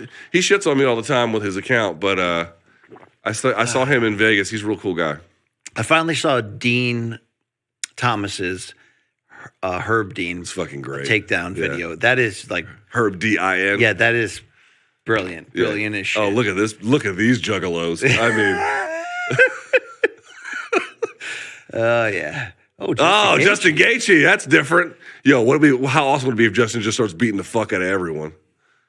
Yeah. Like Bruce Wayne at a party or some shit. It looked like Damien the Donk in the back. I'd have to check his chest to see if he has a tattoo of a young girl being hung. But, that's... the common thing. Yeah, that's... Wow, and here's a Gaethje commercial. Look. Yeah, great. All right. Hey, Luke, I'm really excited, though. You think he's getting paid for this? I don't know. There's Uncle Forrest. I'm really excited. By the way, I keep a Forrest Griffin voicemail on my phone because I just, he's a really nice guy. Okay, I really like him. Sweet. Okay, thanks. Congrats, I guess. Yeah, all right. I would say, Luke, that if you're a big RSD fan for the MK, the two big ones we produced this week, they're going to be really good. People are going to like these. I mean, Anthony Smith and I finally got to go head to head, face to face, tip to tip. And you found out you've been an asshole this whole time. And Laura Senko. I did warn you. You were warned at various intervals that you had misread him. Yeah, it does turn out, and that's why I love RSD is, obviously when it's good, and it usually is, we don't know the direction it's going to go. Is it going to be like Michael Chiesa where we're all having a good time? Is it going to be like Josh Emmett where it's, getting like dry-eyed up in here, Luke, okay? I really like who Anthony Smith is. Like, that's Factory Town approved, this gentleman, okay? To the nth degree. Maybe I was wrong this whole time. Maybe he has the same fighting spirit I have. No, this is not a Modelo commercial. You know what I mean? Maybe in a different life, I could have been Lionheart. No. If you took a left turn instead of taking a right, Luke, right? No. See, here's the difference between you and me. Like, I know I'm not tough because I've actually tried tough things and I've actually seen legitimately tough people, and I know for a fact I'm not them. You never had that up close. I'm not a coward. You labor under the delusion. I'd like to think that if I was, I would pass. All right. I recommend everyone, especially if you're a guy, go out there and just find out what tough actually looks like, and then where you fit in. So here's the deal, though. Okay. I battled a lot of emotional toughness and trauma. Okay, emotionally, Luke, you know what I am? I'm like the Frankie Edgar, right? But physically, have I crumbled under the toll of the 3 needles? Yes. Am I good at getting a flu shot? No. But I think it's because I just feel things deeper than the average person. Yo, here's the 282 card. So this is Saturday, December 10th. It's the final pay-per-view of the year for the UFC from Las Vegas. Yuri Glover, the rematch for the light heavyweight title in the main event. How about that Jan Blachowicz, Magomed, and Kalaev co-main? Love it. That's badass. Paddy Pimblett, Jared Gordon.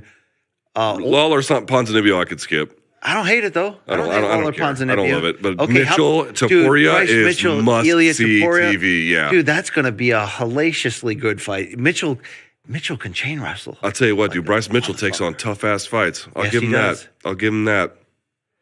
Damn, he eats those coffee grounds. Yeah, that's it's not the way you do it, actually. I'd actually like to talk like aliens and shit with him. Don't you think that'd be fun? Nah. No. Luke, see, the difference is when I look in the MMA game, like I can see portions of myself. You know what I mean? I can see people I can relate to in certain degrees. When you look at MMA, you're like, I hate this shit. That's not true. I love MMA.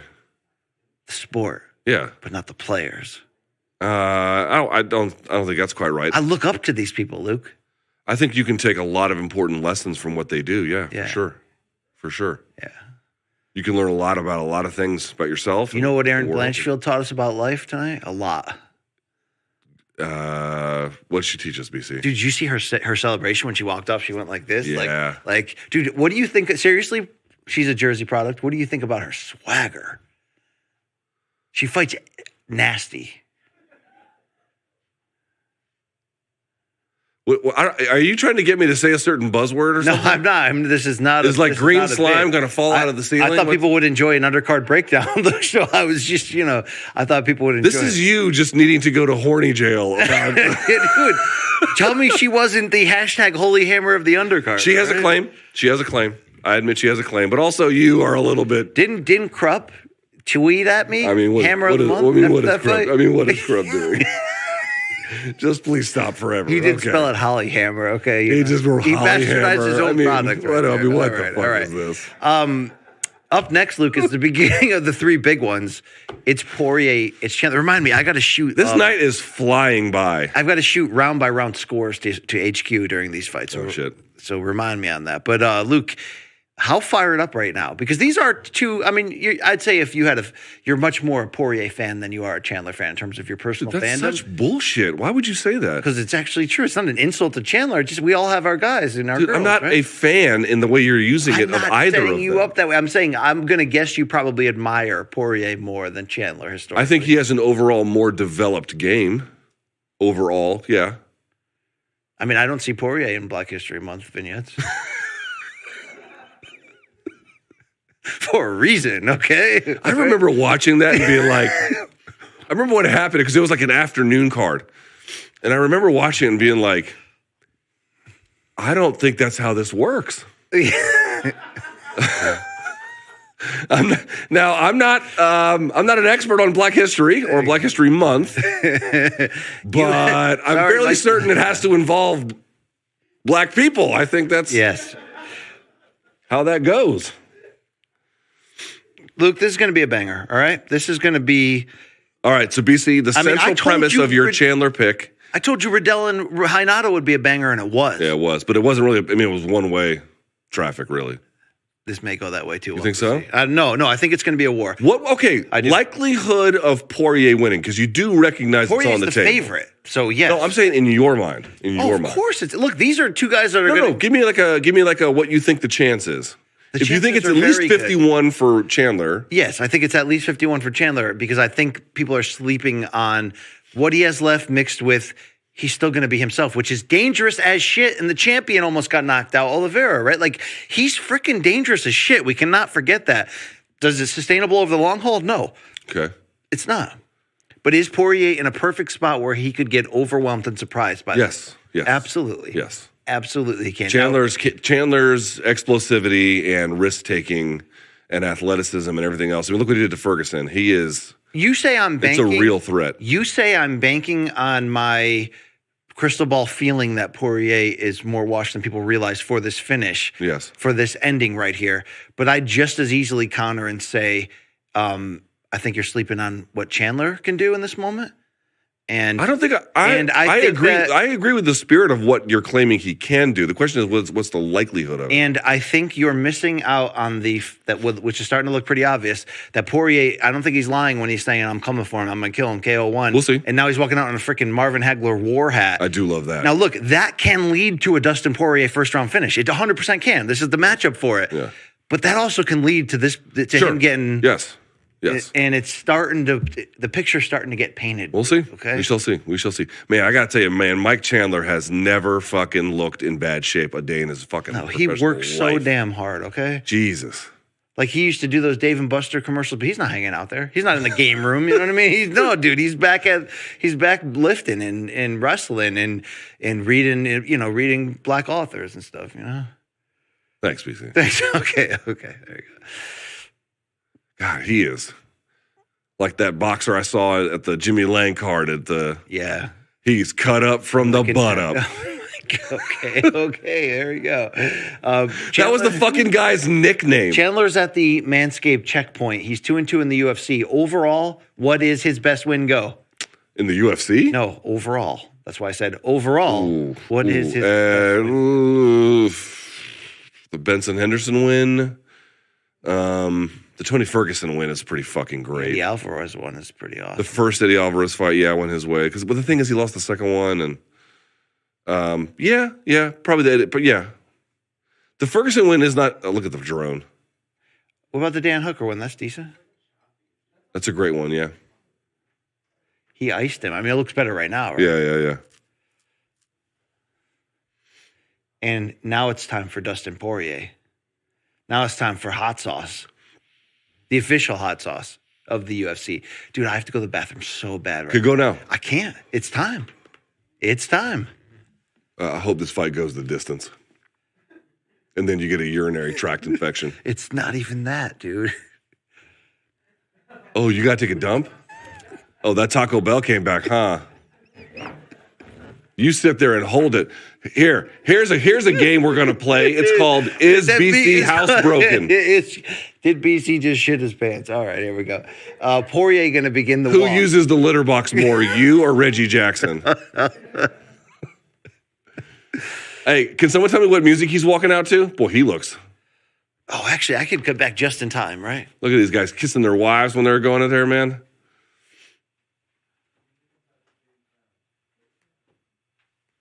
Is it James Brown? I can't really hear it. Yeah, it is.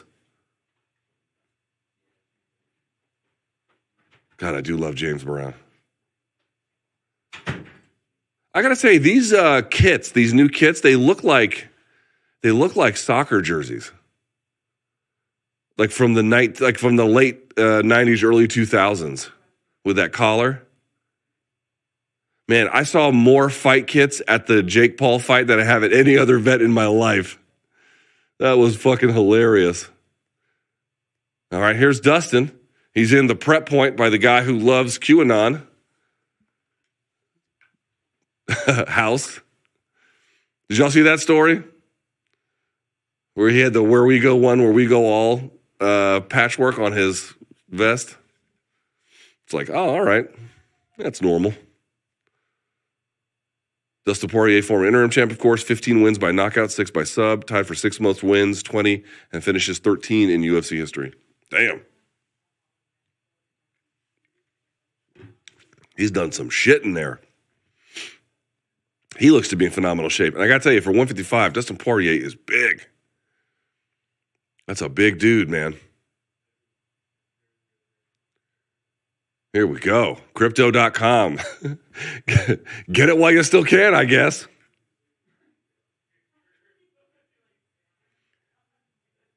All right, BC's going to go to the bathroom. Is BC... Oh, he's not mic'd. He just has the earpiece. God, I was hoping for a Naked Gun moment.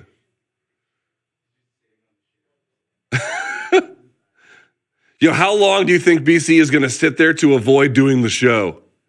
He's just watching the fights on his phone. Here we go. Ooh, they've got Poirier as a minus 210 fave. Man. 2 dogs. It's about to get ugly out in here.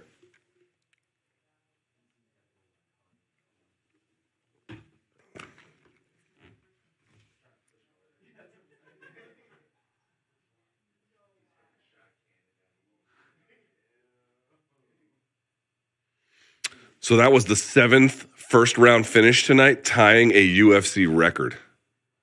Pretty amazing. Jesus. Let's...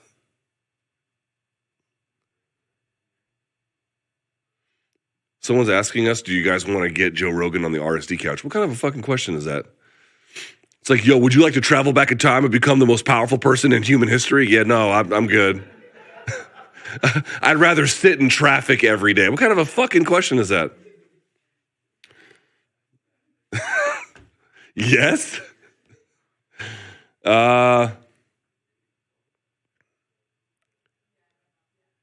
Who is Pereira's worst matchup at 185? It got to be Robert Whittaker, right? But Robert Whittaker's a bad matchup for just about everyone. All right, here we go. Where's BC? BC's feces in full effect.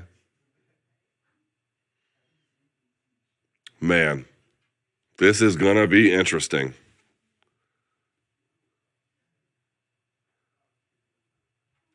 Oh, I can hear him. He's rumbling, stumbling, tumbling. Good. He go all the way. Here he comes. BC's feces. Oh, this is great timing, right? Doesn't even wash his hands. You fucking animal. No. We're all in. We're good. Yo, how's there a guy sitting on the cage older than me?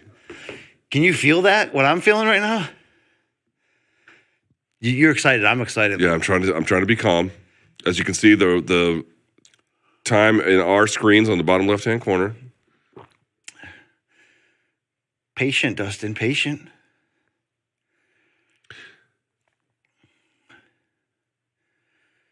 Chandler is explosive as shit. Yeah, got a wide stance. Even at 36, man, he is. Whew.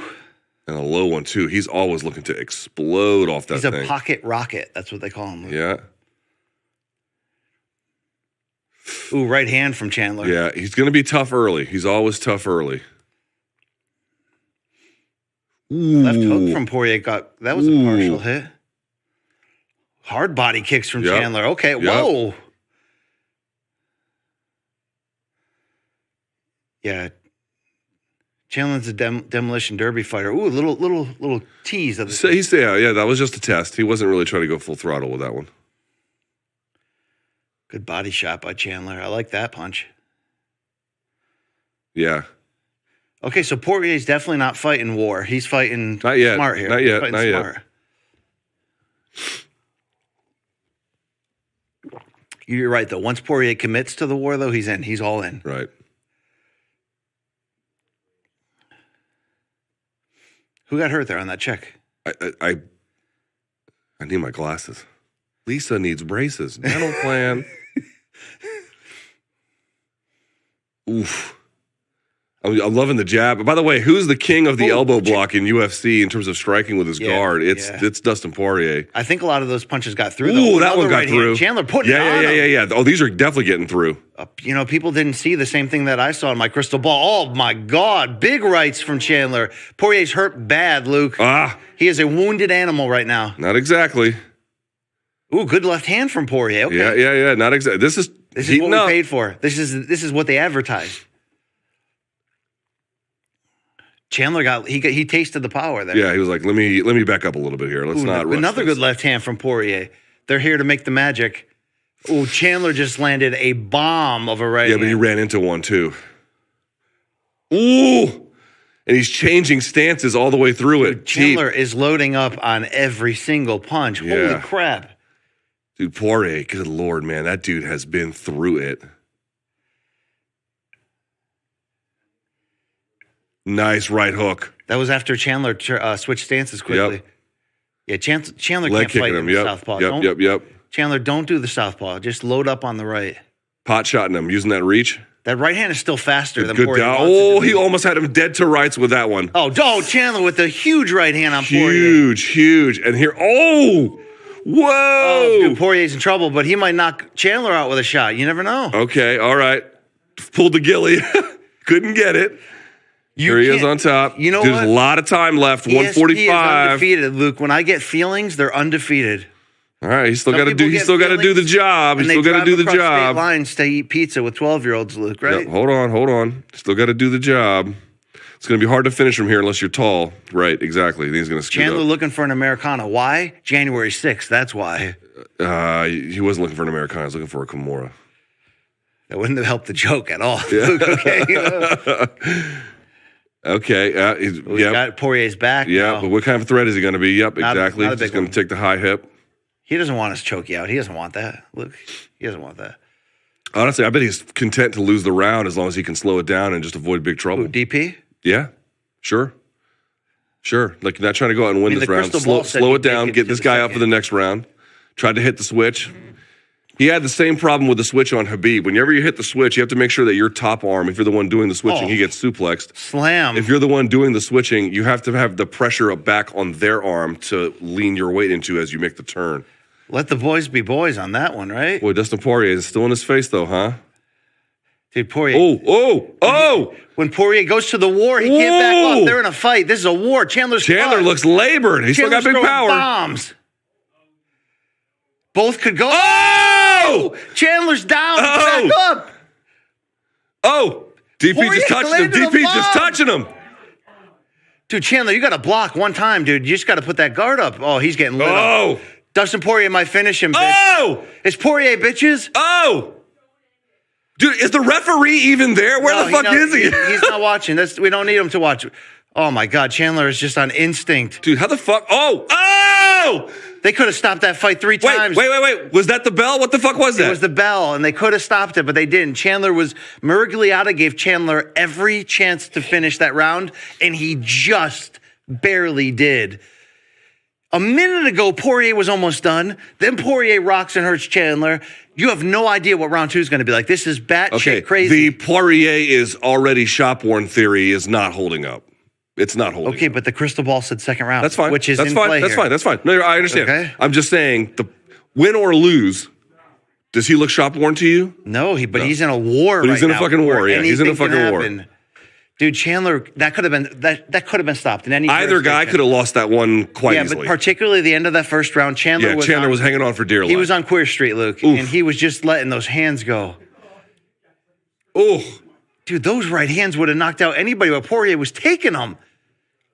No, he's not. He's not. He's not shop-worn.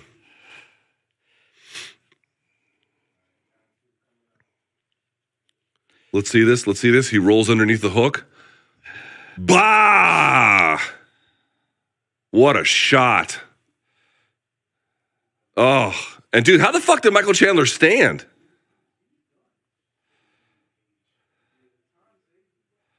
Ooh, that elbow. Talk that shit, DP. Hey, get off your phone, fuckface. I have to text the round scores to yeah. Sorry about that. Tell him I said hi over at CBS Could you give that to Poirier by stealing that in the closing seconds? You have to. You have to. Yeah. Even though Chandler had gotten the better of that round up to by that a point. lot, by a lot point, even. Yeah. He was, I mean, you could argue he should have been stopped on his feet there. You could argue that, Luke. Whoa.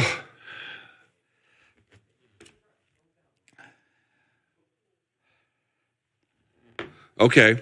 Chandler in top position. That was now. Smart call by Chandler. I got to say that. Smart call by Chandler. So let's see. It's plenty of time in the round, 420. Let's see what DP can do from here. Round. Dude, what an amazing first round. But now, so we've seen this. We saw this in the Goichi Yamauchi fight with Chandler. We saw this in the Primus rematch. He will wrestle when he has to. I think he tried another approach last round, and it nearly cost him. So we'll see what DP can do here. Obviously, you have Chandler on top in full guard. They are not near the fence, nor facing it. So we'll see what Chandler's got. Dude, Chandler's face is a car wreck, yet he's on top position working it. Yeah, he's going chest to chest like you saw Makhachev do against Oliveira to prevent really any kind of submission threat. Chandler's blood dripping all over. It limits your ground and pound. He's trying for a triangle here. He's going to be a hard time switching angle to get that. Dude, Poirier's face. Oh, he just opened the cut. You see that? No. Dude, it looked like Poirier had Chandler framed. It looked like he was trying to open the cut and to set him up. Did that feel like a mistake for Poirier that could cost him here? Yeah, well, he tried for the triangle and he got his guard passed. And he also had Chandler's blood all in his eyes during that sequence. Not necessarily, because he can probably get up here. Like Chandler has Poirier's back here, and this is not a good spot. This is a manly. This reminds you of Chandler Alvarez. The choke's not close. The choke's not close. This reminds me of Chandler Alvarez too. It does, Luke. A little bit. But that was Chandler Alvarez too. Was 5 rounds, I believe. Yeah, it was batshit crazy. Yeah. How about the recuperative abilities of both? How about the I'll say this. Chandler has occupied top position, but he's not done a ton of damage with it. So if Dustin can free himself reasonably within this next minute or so and then do damage on the feet, 2 big ifs, obviously. He got that choke in, right? No, it's not even close. It's just now it's a little more. But even then, no, it shouldn't. He should not tap to this. This is an incredible fight. Yeah, he should not tap to this. It's like 10 minutes of sex so far, Luke.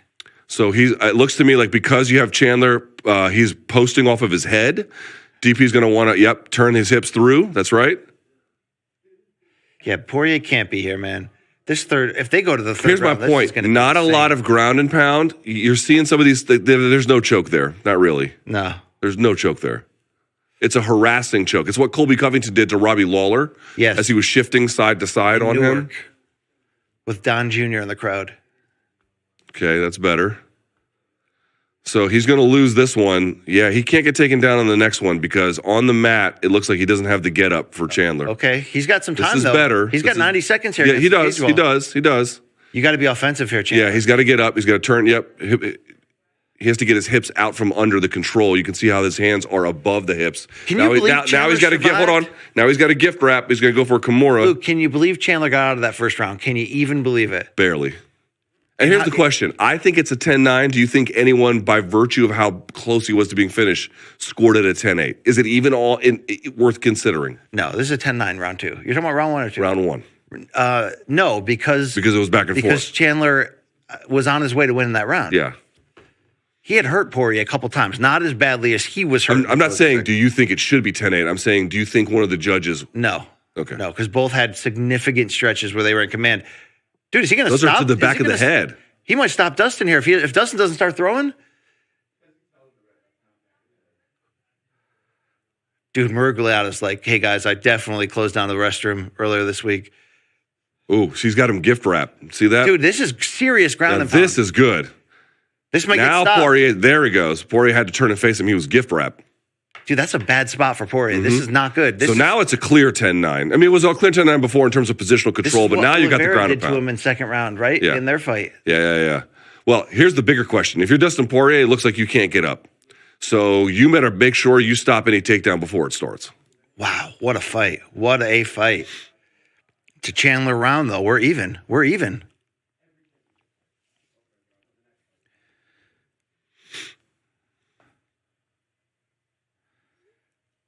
Dude, I cannot believe Michael Chandler is in this fight right now. Serious fucking grit. What a war. What a company man, but what a warrior. Okay? Damn. Yeah, they got to love Michael Chandler, right? Can he get a 10-8? No. No, I don't think so. Some people might. Clear 10-9, though. For sure that. The crystal ball was off, Luke. It was wrong. KO 2. It's not happening. Yeah, it didn't happen.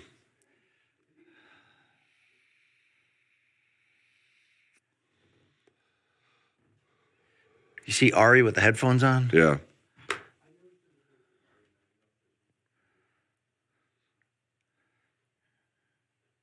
Oh, boy. Straight left from Poirier on that replay. Damn. That was the end of round 1.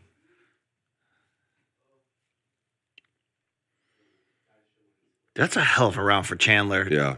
To get the takedown, to be on the verge of this gift wrap he got was huge. Do you think Miragliata would have let Poirier go a long time in that spot, getting hit like that? I don't think so. I don't think so.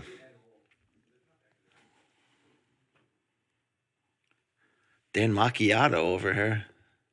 Hey, how about that Derek Lewis, Sergey Spivak main event? I didn't even know they were fighting. Yeah. I honestly didn't even know they were fighting. 4 p.m. Eastern main card. How about that? I'll take that. Yeah, I'll take that for sure. All right, round 3. This has been... Okay, if they trade from distance, this is where Poirier is going to knock him out, right? Right. Might have the leg kick. Yep. Did I? I mean, BC, I'm too good at this, bro. Yeah. I'm too fucking good at this. If you're Chandler, you should shoot. You should. Right. That's how you're going to win this fight. But you got to pick your right spot because you got to make it count. But because Poirier might hang he might hang that left hand low. It gives you a chance for the overhand, Dude, too. on my scorecard, this is up for whoever wins this round. Yeah, this is it, right? This is it. Someone says they have a 10-8 round. I'm not so sure I agree with that. He was landing ground and pound late. Dude, that could be a round 2 10-8, Chandler. It could. Maybe. You're being generous, but it could. Maybe. I don't think those submissions were close enough for me to think that that's okay. But I get that there can be a difference between, crackdown. Nope, picked him back up. Dude, and just fucking he-manned him.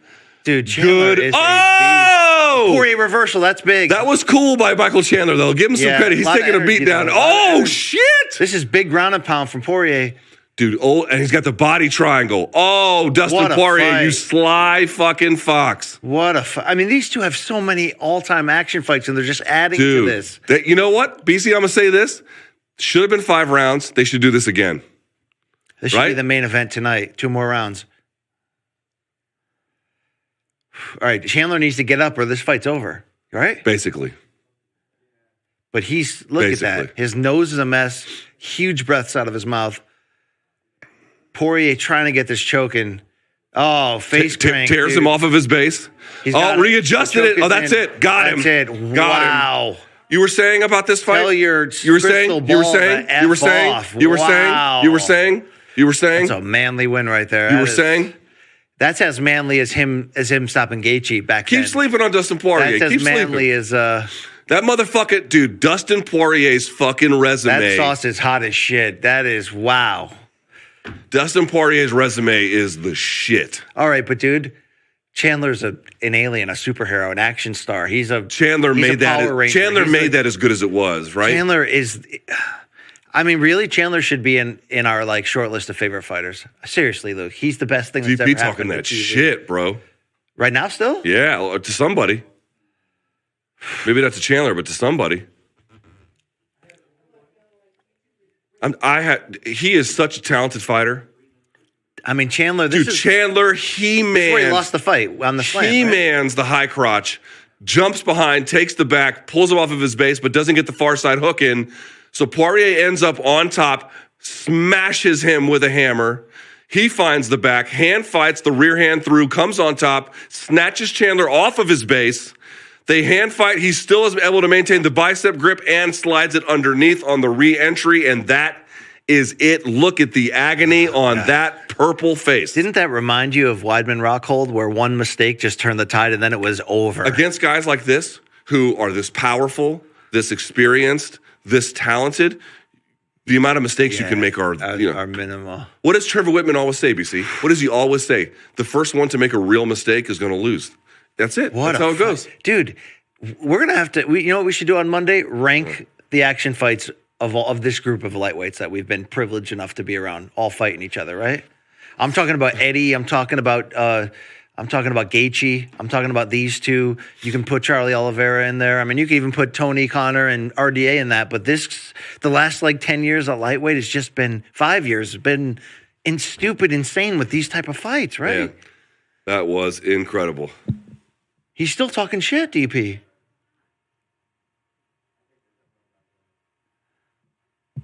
Wow. Poirier's guy just tried to calm him down. You see that? Yeah.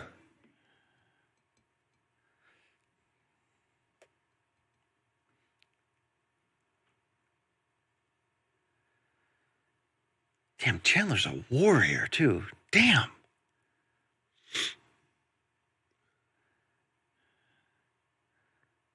That's a mature victory from Poirier. That's damn. No disrespect, Poirier says.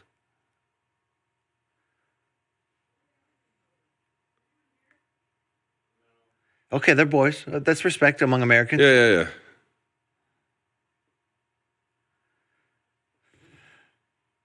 Dustin Poirier is a fucking talented guy. Damn, that's a good win. He's a talented guy. Dude, Chandler was like a cyborg to start that second round.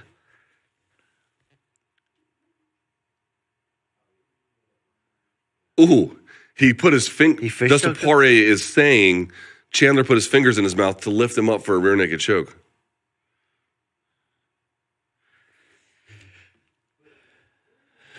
You think Chandler would take that edgy route? I think shit happens in a fight. And you're asking for folks out there, is that a rule? You can't put your fingers in the mouth. Yes. You cannot. Yeah, you can't fish hook. You can't fish hook. You can't insert your finger into orify, whatever the word is for orifices. You can't change oil either, right? No. No. What a fight. Damn.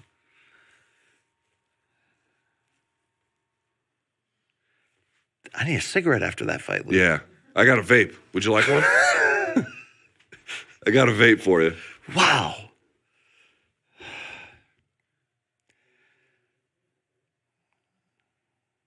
Yeah, Chandler was more durable. Agreed. He's right. And Poirier is saying that the guy was more durable than I thought. Yeah. Obviously, Poirier was durable. He was there for it tonight. Yep.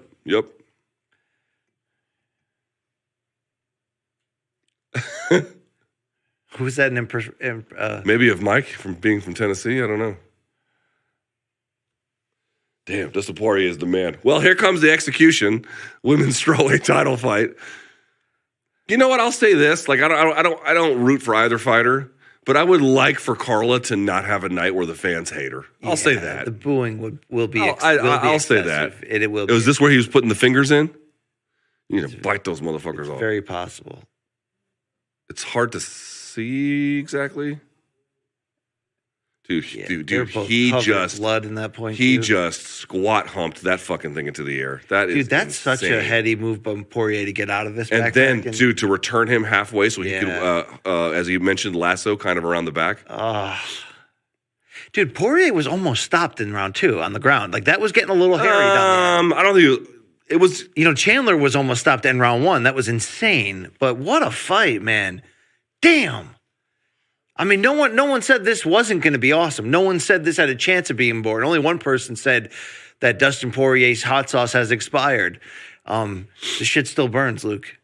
Fuck around and find out. You know what I'm saying? Yeah, you just did. Hashtag holy hammer on that You just did. You just did. Wow. I warned you. That legend will still kick your ass. You know what I mean? I warned you, bro. I will say this, though. If Michael Chandler could actually weaponize the back as a place to be a genuine submission threat. Yes. I think that might transform his game a little bit. Poirier by submission was plus 650 on DraftKings.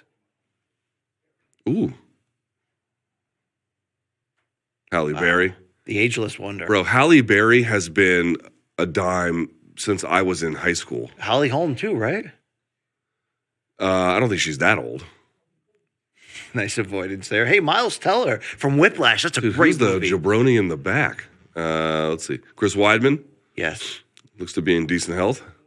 Look at that bald guy. He's here to party. That guy fucks. That guy fucks on the first date. The guy loves Jimmy Buffett. There's no question about it. Yeah, he has definitely been escorted out of a Jimmy Buffett concert before. All right, it's the inaugural champion, the current champion against the former champion, the one that everybody's... How is the UFC video game? Really good. Yeah? I play it a lot on Xbox. It's I could never bring myself to play a single minute of it. But I only play like creating my fighter and playing out his whole career, you know? My fighters get into wars, Luke. They don't care about head trauma at all. Like, you know what I mean? They got to, Yeah. I only play Mortal Kombat. I'm a one-note kind of guy. I'm a big Fortnite guy, as we know. Fortnite? I gotta get into tell me Fortnite. That's lame now because they're all into like GTA and they're cool and shit. No, dude, Fortnite's where I'm at right now, okay? And that's okay. I don't build. I play. I saw a kid at my daughter's school wearing a Fortnite shirt. It literally said Fortnite on it. Okay. That was it. There it is. Luke, I'm telling you right now, Zhang Weili versus Rose Namajunas Part 3 will crown the greatest strawweight fighter in UFC history, okay? BC, what's your view of Modelo? I can't wait for it. Do you like Modelo? Wouldn't say I've been missing it, but it's okay. Like, you know, it's fine. You know, I did the same thing about MK when you're done. Wouldn't say I miss it. Hey, most takedowns in UFC women's history: Carla with 44, Valentina with 41. Would you have gotten that trivia question correct? No, fuck no. Yes. You would have put Gadelha on there. Yeah, that one makes sense. Yeah, Claudia could. Yeah.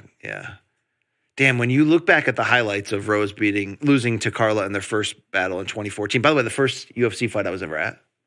This one. Carla versus Rose. Yep, won. Yeah, you really are a casual. That's pre-Reebok, right? That's like way back. Was that pre-Reebok? No, that's not pre-Reebok. No. That was season 20. Yeah. Dude, I remember season 1. Yeah.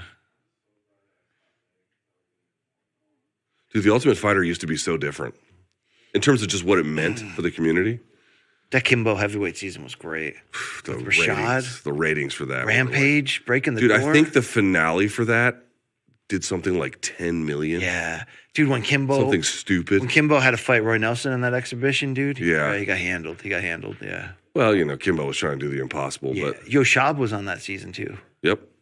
True or false? Didn't he fight Roy Nelson in the finals? Shab, yeah. And then he got knocked out. True or false? You were searching for that thick nectar this weekend. We were, yes. We tried to get a bottle of the Tiger Thick, and they, for some reason, they couldn't get it here. That MSRP was so their shipping costs with right? but that's not. Oh, they're doing a power slap. Fucking, I mean, this is Power Slap League is. And by the way, yeah, okay, I'll leave it alone. But I'll just say this: if you like Power Slap League, I mean, you've never read a book in your life. There's just 100% chance. 100%. You've not cover to cover. You've never actually read a book. Not even like I just pulled And I don't mean like the Stanford CEOs that work with this organization that like are just profiting off these dudes. Mike, our producer, has sent us a tweet here, and it comes from Habib Nurmagomedov. Would you like me to read it? Sure. I don't miss Adesanya's fights and actually feel like he doesn't get the credit he deserves. If he defends the title a couple more times, he will be on the same level with John Jones. Good luck, Stylebender. So this is Habib saying that if Adesanya defends that title a couple more times, he will be with John in the GOAT conversation. Okay. Your thoughts to Habib? I do think that if Izzy defends tonight, it's something we haven't talked about because when you think about Silva's middleweight reign, would another fighter have to equal his win streak in order to be in the same conversation? My answer is probably off the top of my head, no. And there could be GSP. Do you have to win a title in the second weight? Hold on, I'm just talking about middleweight. Like we're talking about all-time best middleweights. Right. Where would Izzy fit in that conversation? Because remember, he does have the loss at 205, and Anderson was able to go up and beat Forrest Griffin and others. So you don't have the overall greatness. And again, he can't match the same time in terms of how many defenses consecutive. But dude, like in the modern era, if even Pereira can't beat him, who the fuck can? Whitaker had 2 shots. Vettori had 2 shots. This guy's going to have a shot tonight. Everyone else in the division had a shot. Who is the obvious guy except for Chimaev? But we don't know what the situation with that is. That would be a level of greatness. I don't think that necessarily puts him on par with Anderson, but I do think it changes the conversation about how close he gets. Yeah, but he's not talking about greatest middleweight of all time. He's talking about the John Jones level of the greatest fighter of all time. Yeah, I don't know how I feel about that. Yeah, that seems a little. I would need to see him go up to 205 again and see how he does. But either way, no love lost there for the career accomplishments of Izzy. That's why I want to see him go to light heavyweight. I want to see him have a chance to really stretch out his wings and find out how great he could be. He tried against Jan, and he was close. He was close. He was in that fight. It was 3-2 in my book. You know. Yeah. No, it was hardly a blowout. But the last two ending the way that they did with the wrestling and the top control. Okay, would you agree that there's legitimate MSG magic in the air? I mean, since we started this pay-per-view card. Christ on crutches, yeah, it looks that way. So, I didn't think Christ needed to be brought into this. You know what I mean? I don't know who you worship. What is your argument for why I should have reverence for your things that you have reverence for? I'm not saying you shouldn't. I just like to hear what your argument is. Do you know that if I mispronounce, a Latin American name by the slightest off syllable, I have offended your honor for the rest of your life? Question. You're not answering my question. How is that different from me talking about Jesus Christ? You know, you're not answering my question. My answer the question as I am asking it. Wow. What is your argument for why something that you revere is something I should then revere on your behalf? This isn't like my favorite flavor of pop, Luke. You know what I mean? Or like which Spice Girl I would like to, Sporty Spice, right? Yeah, that's that. Back then, yeah. Back then, yeah. She had the barbed wire. Scary Spice was also in the running. Scary Spice. I mean, they all had an argument. They all had a seat at the table, right? No, there was one with like orange hair who seemed. Frumpy is a strong word, but in the conversation. You got to get with her friends too, Luke. Okay, right? I was like, "Is this a challenge?" Like, not hard. Yeah, sure. Yeah. We can play that game. All right, you know what game we're going to play to see whether the MSG magic can continue into this women's strawweight title bout. Former champion, current champion, inaugural champion. A lot of champions here, but Luke, one-sided demolition is what the people seem to want for Weili. So let's see if Carla can make this. Look, this division outside of Carla versus Rose 2 really has a track record of only making us really happy, right? The history of the division outside of that one fight has only brought us happiness. It's brought us Joanna. It's brought us much more. I mean, I don't know if that's the only one, but yeah, in general, it's brought us a lot of happiness. Yeah, a lot, like a real lot. By the way, if you don't watch this Rose doc, it's really, really good. I'm not kidding. I'll take your word for it. This is not a pro-Lithuanian statement, all right? At least not universally. But why is she walking like that? That's an intensity that I haven't seen in a long time. Where the hood. Seriously, Weili is here to yeah. Look, she's a warrior. Zhang Weili is a warrior.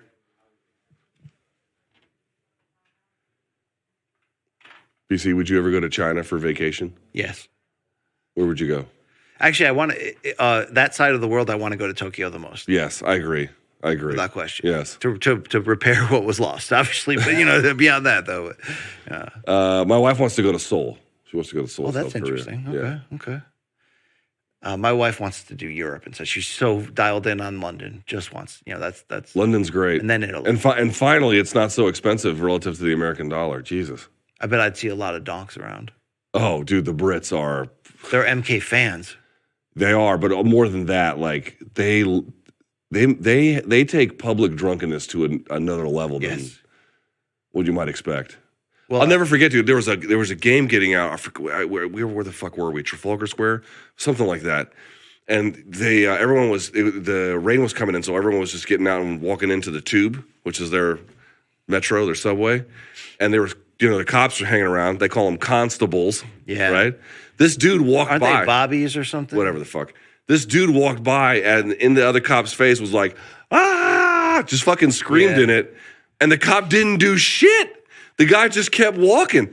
And I was like, my man, if you tried that in New York City, they would knife you like a fucking... You should try that at the TSA station. Yeah, right? Dude, they're going to put a gun in your mouth. I mean, let's just be very clear about that. They will third world your ass. Yes, they will. Yeah. Okay. Dude, you're going to get shanked by the cops. You're going to get tased. You're going to get arrested. You're going to get cuffed. You're going to get thrown in the back of a fucking car. And they let this dude just get on the fucking subway. I was like, okay, without all right. shoes, yeah. Luke, Zhang Weili at the prep point at the moment here. I mentioned that she's a warrior.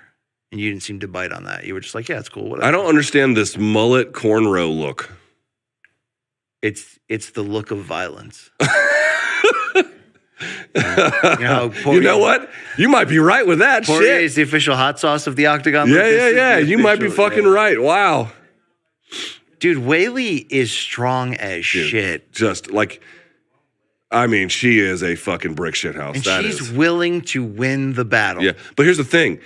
She'll He-Man stuff when she has to. Yes. But if she doesn't have to, she's pretty technical. Yep. Or I should say, is more technical than she once was. On the screen, they put Weili as the underdog. They wrote underdog next to her name, even though she's minus 380. Yeah. The plus 310 favorite, Carla Esparza. I mean, somebody's losing a job for that. Yeah, Dan's gonna see that. Well, sorry, person. Yeah. Do you think? Hey guys, what is her walkout music? Oh, it's shipping up to Boston, and she's playing that in New York. Okay. Yeah, they're not gonna like that. Can we go back to that audio? Hold on a second. If you had to walk out, okay, serious question. You're a UFC fighter on this card.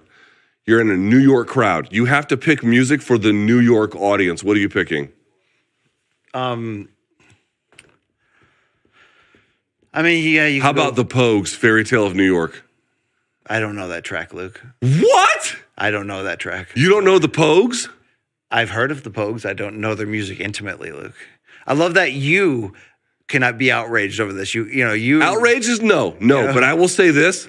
I found a genre of white people. Torres over here. I found a genre of white people music you don't already listen to. Oh wow!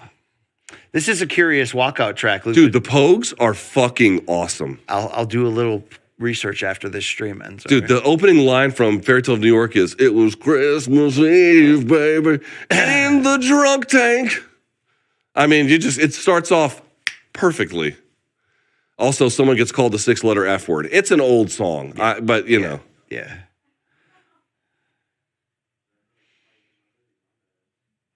Dude, we got production guys wearing Star Wars shirts. I like that. I'm down with that. That's Empire Strikes Back's the best, right? That's camera guy Mark, but not the camera guy Mark with the cauliflower ear, not that guy. No, he's somewhere else. He's a veteran. Yeah. Happy Veterans Day to him. Yeah, that's right. That was yesterday. Yeah, it was. No, wait. It was the day after the Marine's birthday, Luke. Yes. Thank you. November 10, 1775. You said the Marines don't have like a founding father. They don't have their... There's a few guys you would point to, but there's not like a... I would like if you tried to become that for the Marines. Yeah, I don't think it's going to happen. But you can go when you... Did you go see the Commandant's house when you were in D.C.? No. No? Commandant Lassard? The Commandant of the Marine Corps is the Police Academy? I mean, is the highest ranking officer of the Marine. He is the head of the Marine Corps. His house is right there off of Barracks Road. I bet he cheats on his taxes. No, but there's a Washington Post article. There's something like 37 general grade officers who have retired and now work for like Saudi Arabia. Oh, that's great. Yeah. That's great. Yeah. Including General Mattis, yeah, who's the former commandant of the Marine Corps. Nobody gives a fuck, right? Yeah. At all about this conversation? They do sports washing too, Luke? Yeah. Huh? Sports washing. All right. Are you still here, Luke? I'm here. Okay. I'm here. They're both in the cage for this 5-round championship bout. Man, Carla looks like she is just... I mean, she's got to be pissed. They have been rude to her. Carla looks like a parent waiting for her child to get out of a PTA meeting lecture or something. Weili is 33. We can't forget that, okay? They put 310 dog. Yeah.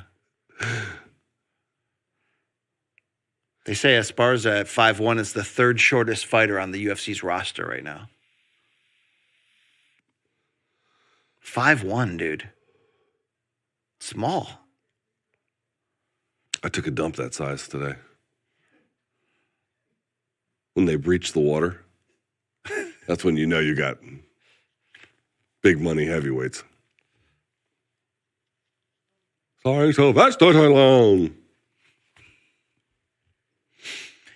All right, who are the judges?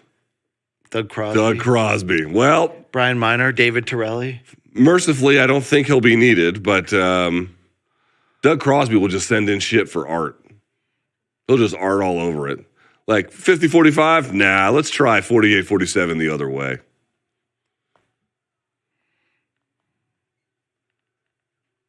Carla Esparza looked like she's about to play the Squid Games. Right? Dude, this is the fucking Squid Games. Look at that. You got to fight that. Oh, Jesus. Weili looks She looks fucking ready to go. Weili's gonna stop. She's gonna win by stoppage. She might, bro. She might. She is looking like a fucking Terminator. The rhythm is gonna get you, Carla. Whew. I hope for Carla's sake that she can change the narrative, right? Yeah, we'll see. I just don't want her to get again, may the best fighter win, the one who deserves it the most. Yes. Fine.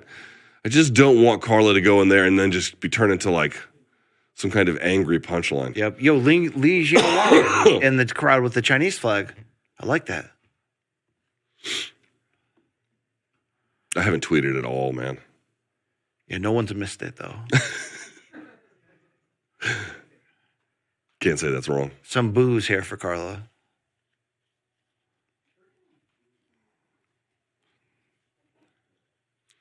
This is like the look on my wife's face when I'm trying to explain a lie. Yeah. Like just knowing full well that I'm completely full of shit. And just waiting for me to be done, What if Cookie Monster just comes out boxing? Like, pumping that jab? I'd be down. It'd be great.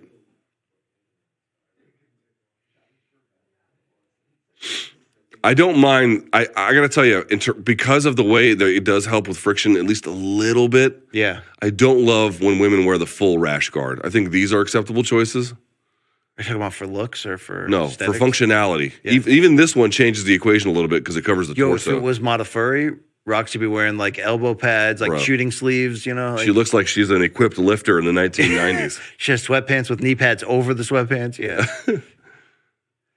What the fuck? This stream sucks. We're losing our picture. I can't see it. No signal. This is great. Well, hey, why don't you guys tell us what's happening, okay? Okay, this is not it. There we go. We're loading. We're loading. Anyone get knocked out? No. Okay, here we go.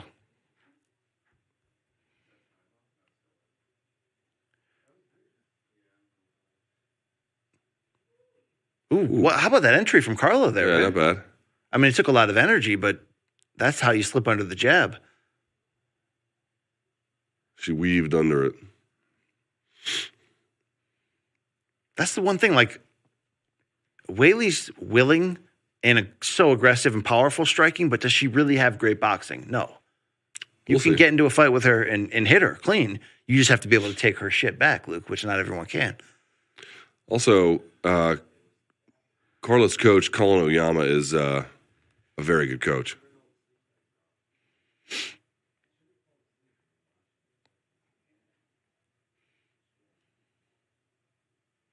Man, I miss Tatiana Suarez. I hope she resurfaces at 125.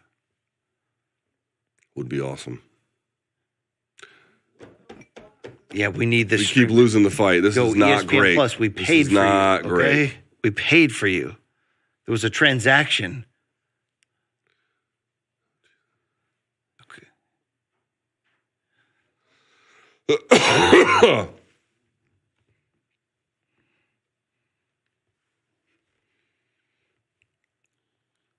Weili Landon here, Luke. A little bit. Okay, this is not acceptable. All right. Oh, it's back on, Luke.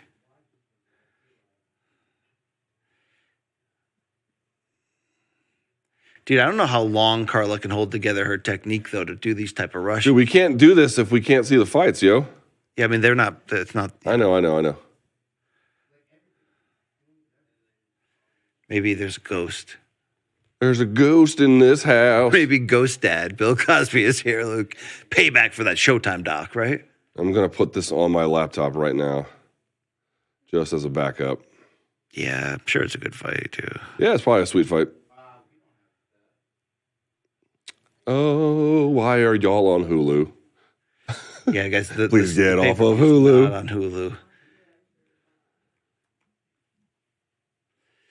Well, Well, it was fun while it lasted, BC. Let's just be real. Yeah. How do you score that round? 10-8 production? Oh, whoa. Weili's got her back. Weili's got her back. Okay, we're back live. Oh, nice pounding and grounding here, Luke. Hey, good scramble from Carla to get back. Yeah, I got to tell you, she's outperforming. We talked a lot of shit about how we couldn't see a path for her. She's doing all right now. She's got to be offensive here. She's got to be nasty. She's trying. Yo, I'm going to text Dean Thomas being like, yo, we were all wrong, but you were like way wrong. Yo, this fight's not over, Luke. Don't be counting your crystal balls before they. I'm not. Before they break. All right, Carla, you got to be offensive. Give me some short elbows here. Damn. Ooh.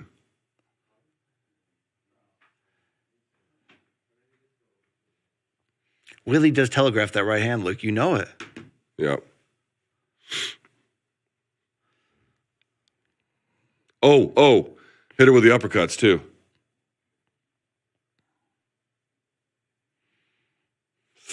Oh, body kick. Oh.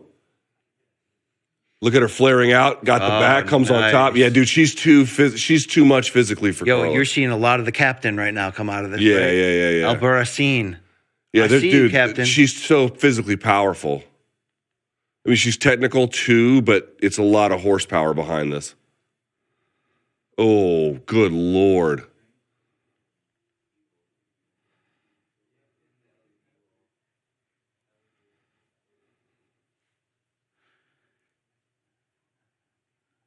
All right. Look, that's a Weili round, but Carla had some life. Carla had some moments there, but the trend isn't great. It's trending in a direction that looks like... Yo, you see Montana Love threw this guy over the ropes like WWE? What the fuck? Why'd he do that? I don't know. I'm boxing, watching this. bro. Yeah, boxing, right?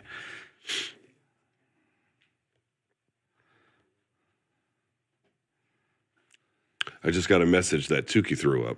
So that's great. That's not good. That's great. Good. Okay. This is the ups and downs of men right here, right now. Okay. This real life stuff that just happened. She had a big thing of pasta right before bed, so I think it's probably that. Dude. All right, let's look back at the action in round one here. It's his body kick. Bah! She did catch it, but she ate another punch on the way. Oh, she tried to switch the finish, and then as a consequence, Zhang Weili tried to get the back, couldn't quite do it. All right, Carla needs to be great this Can we get round. the AC on just a little bit, por favor? Luke, Carla needs to win this round right here, or it could end up probably in that wrong direction for her. It's a 5-round contest.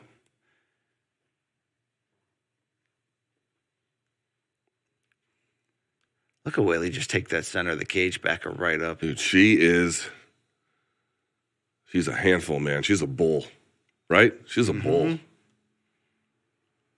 Ooh. You know, she's hittable. If you're willing to trade with her, if you're willing to take the heat, you can land. I mean, Joanna was landing, Luke. Let's check out the down blocking. Okay, that's a good takedown. That's wow. Oh, no, look at Weili just stuffing that shit. Crucifix. Yep, she might have it.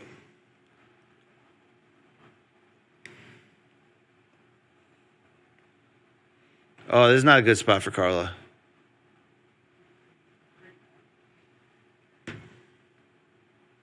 Okay, Weili's getting this. No choke officially, but this is... Yeah, but you can be one-arm choked. It's hard. Oh, there we go. And she has no... That's it. Just meet the new champ, same as the old champ, right? It's young Weili. Damn. Wow. As predicted by everyone, but... Dean did say she was going to get her head cut off. Yeah. She didn't. No. But Carla was game, but as soon... There was no way out. Man. Once that happened. Big bank, take little bank. Yeah. 80 foes and candy paint. I got to urinate one more time. All right, you have the bladder the size of a small child. I mean... Dude, you should be forced to wear Depends on these shows. I think that's fair. I think that's reasonable. Hey, could this be more out of my, for some reason, pink ear? Why is my ear pink? I just look awful. All right, here she goes, down blocking. Doesn't get her hips all the way turned over. You see Esparza tries to step over. Instead, it is Zhang who catches the arm, goes for a crucifix from the back. You see her try to spin through, and instead she wraps the throat with the rear hand. Hand fights all the way through. And you notice she's grabbing the choking arm all the way past the shoulder. That's very deep, almost with her chin on top of it. And so when she fights off using her left hand to pull through just like that, then she slides it past and it's already on. Boom. Other arm is trapped. She can't really get out of it, even though there's no hooks in on the hips. And that is a wrap, ladies and gentlemen. That is well done by your new women's strawweight champion of the world, Zhang Weili.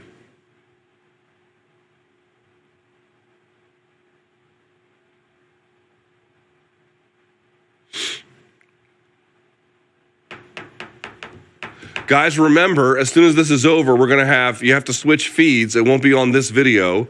But remember, as soon as this is over, we're going to be having the post-fight show. It'll be me to start, and then BC will join me. And we'll go over all the results and everything else that we've seen here tonight.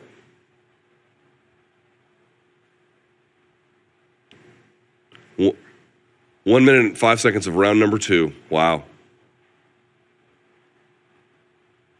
New. Look at that. Tell me one of those waters is mine. I mean, it could be. All right, I'll put it down here since I don't have it wrapped up. Hey, could you put these in the microwave? They're not hot enough. I mean, I didn't have to bring you anything. A friend does. A friend does. Are you a friend?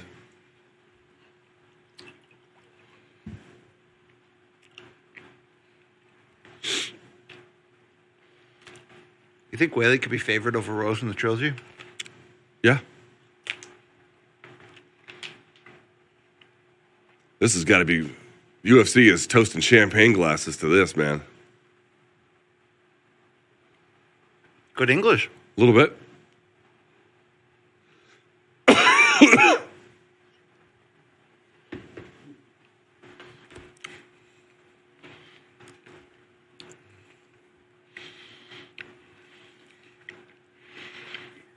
Is that Josh Hinger in the back?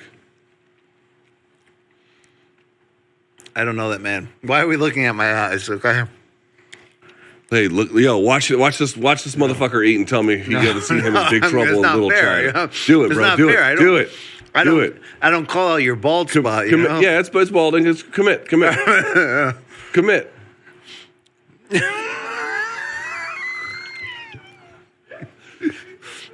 No, seriously, could Weili be favored over Rose in a trilogy title bout? Could my teeth be more yellow? Even though Rose won the first two.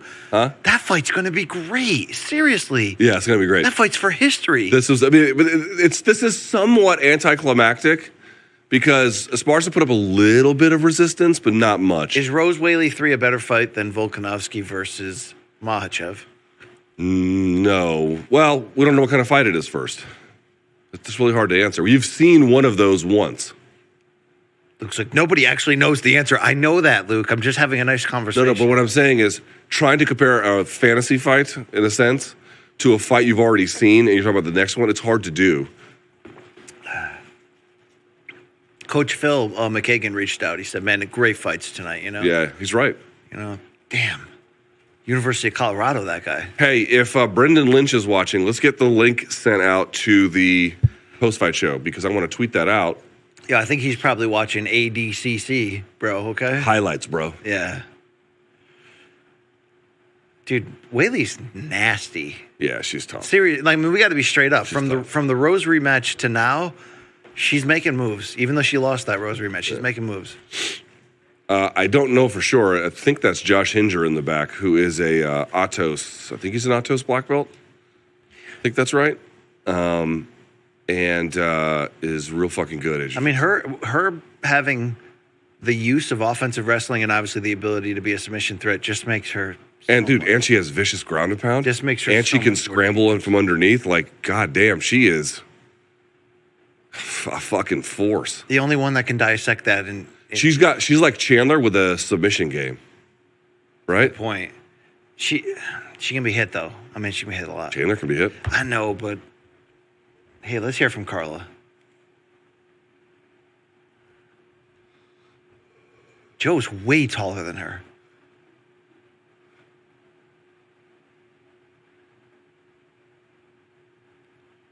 Don't boo her. Think she retires?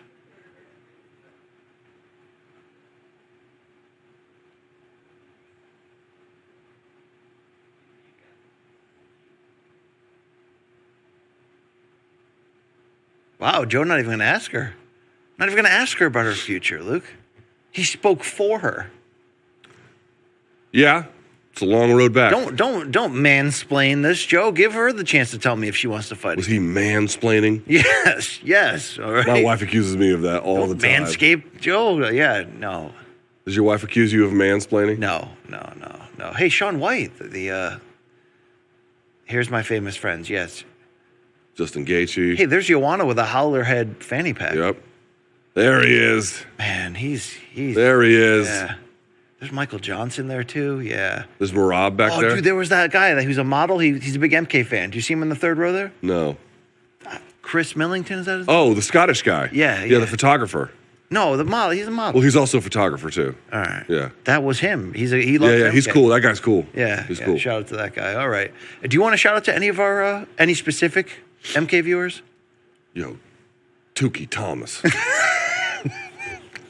Like, my P1. What about Appy? Appy's up in France right now in the middle of the night. David Appleton, no? Just inappropriately touched himself somewhere in public. You know. What about Russell from Georgia? Him and his wife had Russell the love muscle. They got married. Elvis married them. Okay. Hey, dude. Don't be cruel. Okay. Don't be cruel. Yeah, there you go. One more fight. Australia, which was a place I'd. Oh, that's February 11th, not February 4th. Don't dead wrong me. February 11th. What is the American equivalent of Perth? 12th, is there one? In the Aus. That arena looks terrible. Maybe I don't know, Luke. The only places I know in Australia is that big red rock in the middle, and then like Melbourne. Would you go to Australia for vacation? Yeah, but that's a long ass flight. I'm like assuming you had time, like with jet lag and everything. Yeah, I'd love to. I would rather go to New Zealand though.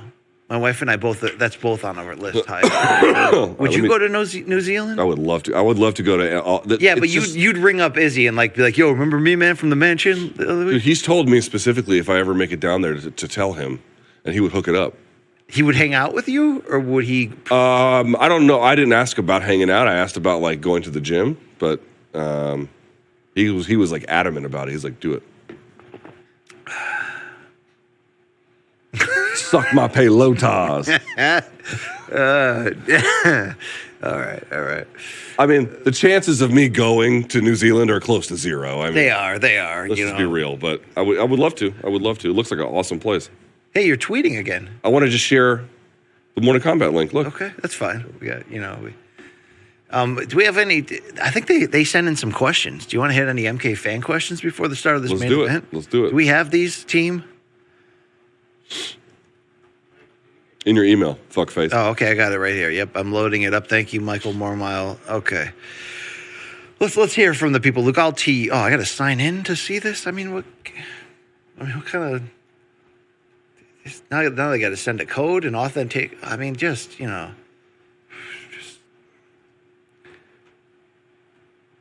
Hold on, I'm almost there. God lift us up where we belong. Okay, here we go. This one's from O'Reilly 7402, Luke. Okay. O'Reilly. What do you guys think of Bo Nickel versus Andre Petrosky? Love it. Let's see it. He called out Bo after that win tonight. Good for him. Would love to see it. Okay. The same O'Reilly 7402 says, do you guys think you can get Joe Rogan on the RSD couch? Do I think we can get him? The question would be, can we get him out of it after he falls in that cushion right there, right, Luke? That's like a deep hole down there, right? Yep, it sure is. The chances of that happening are zero. Yeah. Not even if Joe was imagine if he was doing like a set at down the road. The guy has the most popular podcast in the world. What the fuck would he get out of sitting with us? Yeah, that's true. That's true. I mean, let's just be real. All right.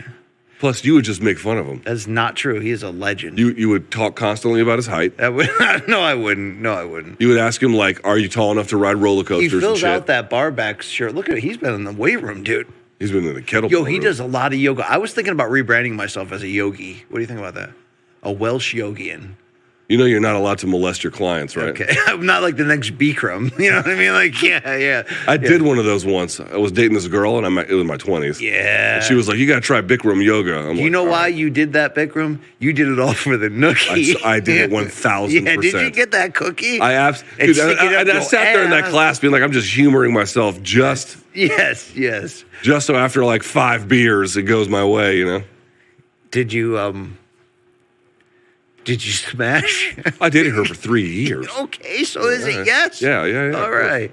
You know, I don't think, as much as you have turned your back on the Indian population, your home country, How your have home I nation, turned my back on them? I can't believe that I just found out that you also lived in Japan as a child. Yes. I'm sorry for this. The whole Risen debacle, like, I'm really sorry about that. All right? Okay.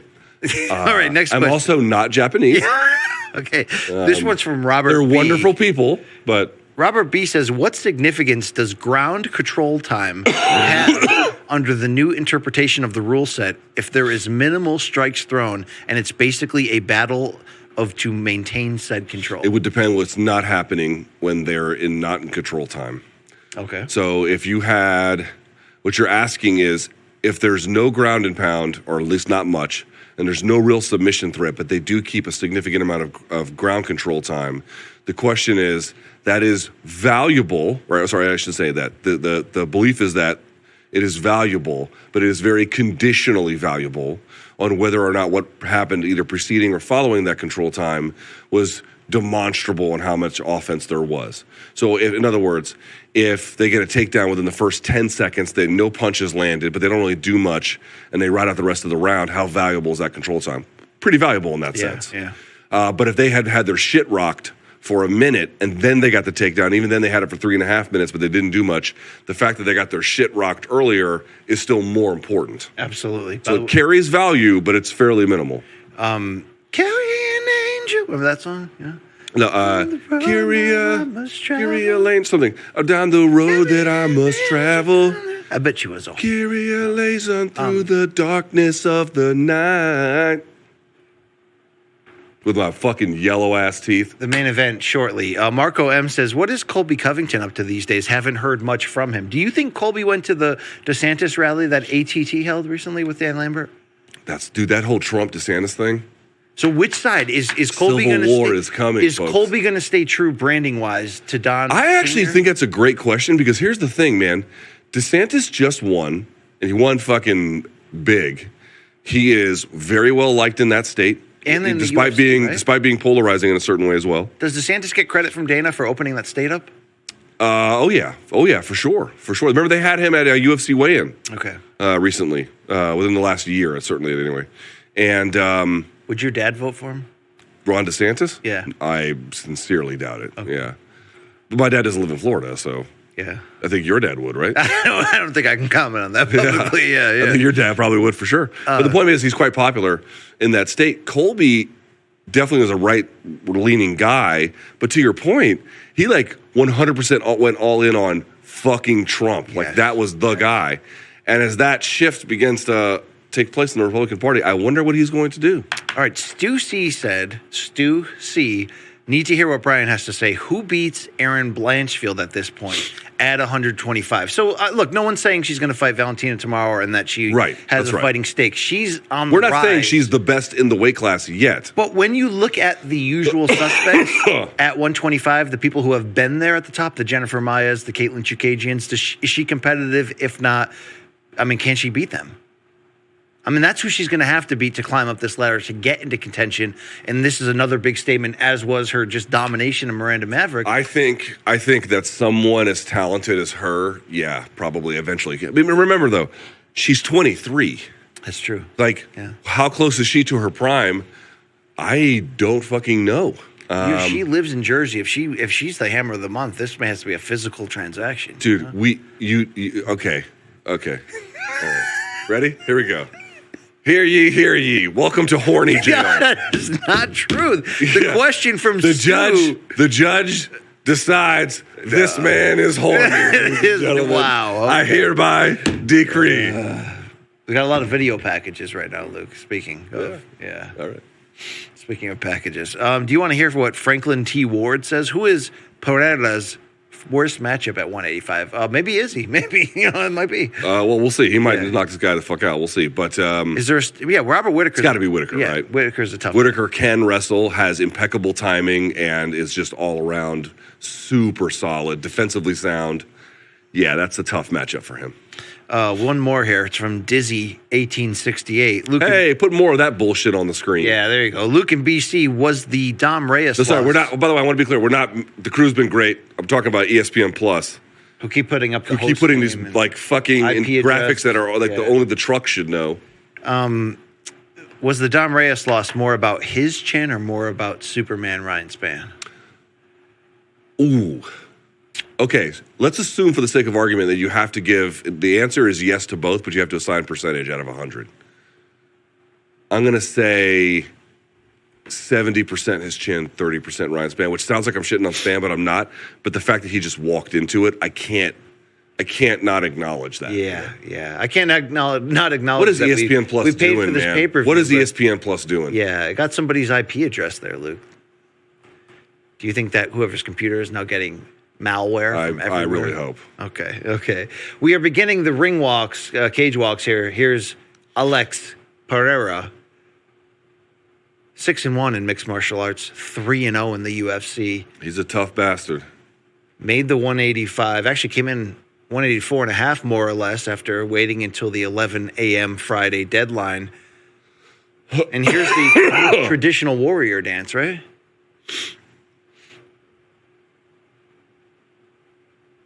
Man. Oh, yeah.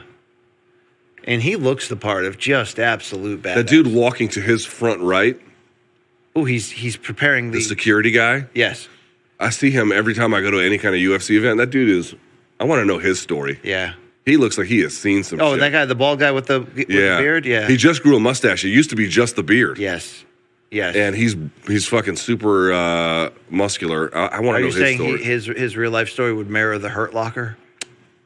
I'm going to guess he might have a background in military or law enforcement. Yes. I don't know that. Yes. I no longer can see the pay-per-view, though. So there we go. Mercifully, it's just Poatan walking to the... I am curious to see what we get for Izzy in terms of his walkout. Yeah, no more Undertaker bullshit. Just come out and be the best fighter in the world, okay? Just do that. But when he danced against Whittaker, he knocked him out. Yeah, that's true. Would you dance if I asked you to dance? Take it live if it's not live.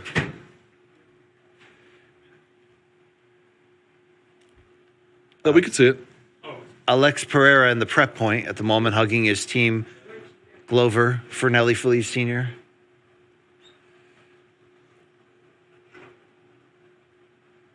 So the broadcast is a little bit, if they could refresh it, it's actually it's about 5 to 10 seconds behind, yeah. It's about 5 to 10. Here we go. You got it right here. Mira. I don't. Mira means look. You ever know a chick named Mina? Mira. M-I-R-A. Okay. You ever know a chick named Mara? No. It's BC, and I ask asinine questions. I don't even know if we're live anymore, Luke. Is this a thing now? Okay, here we go.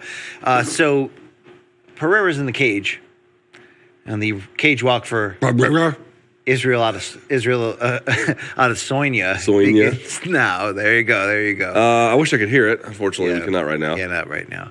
The garden school saw. Oh, he's doing the saw bit. The garden teleprompter, the screen. Oh, he's doing the saw bit. Yeah, we got the saw bit here.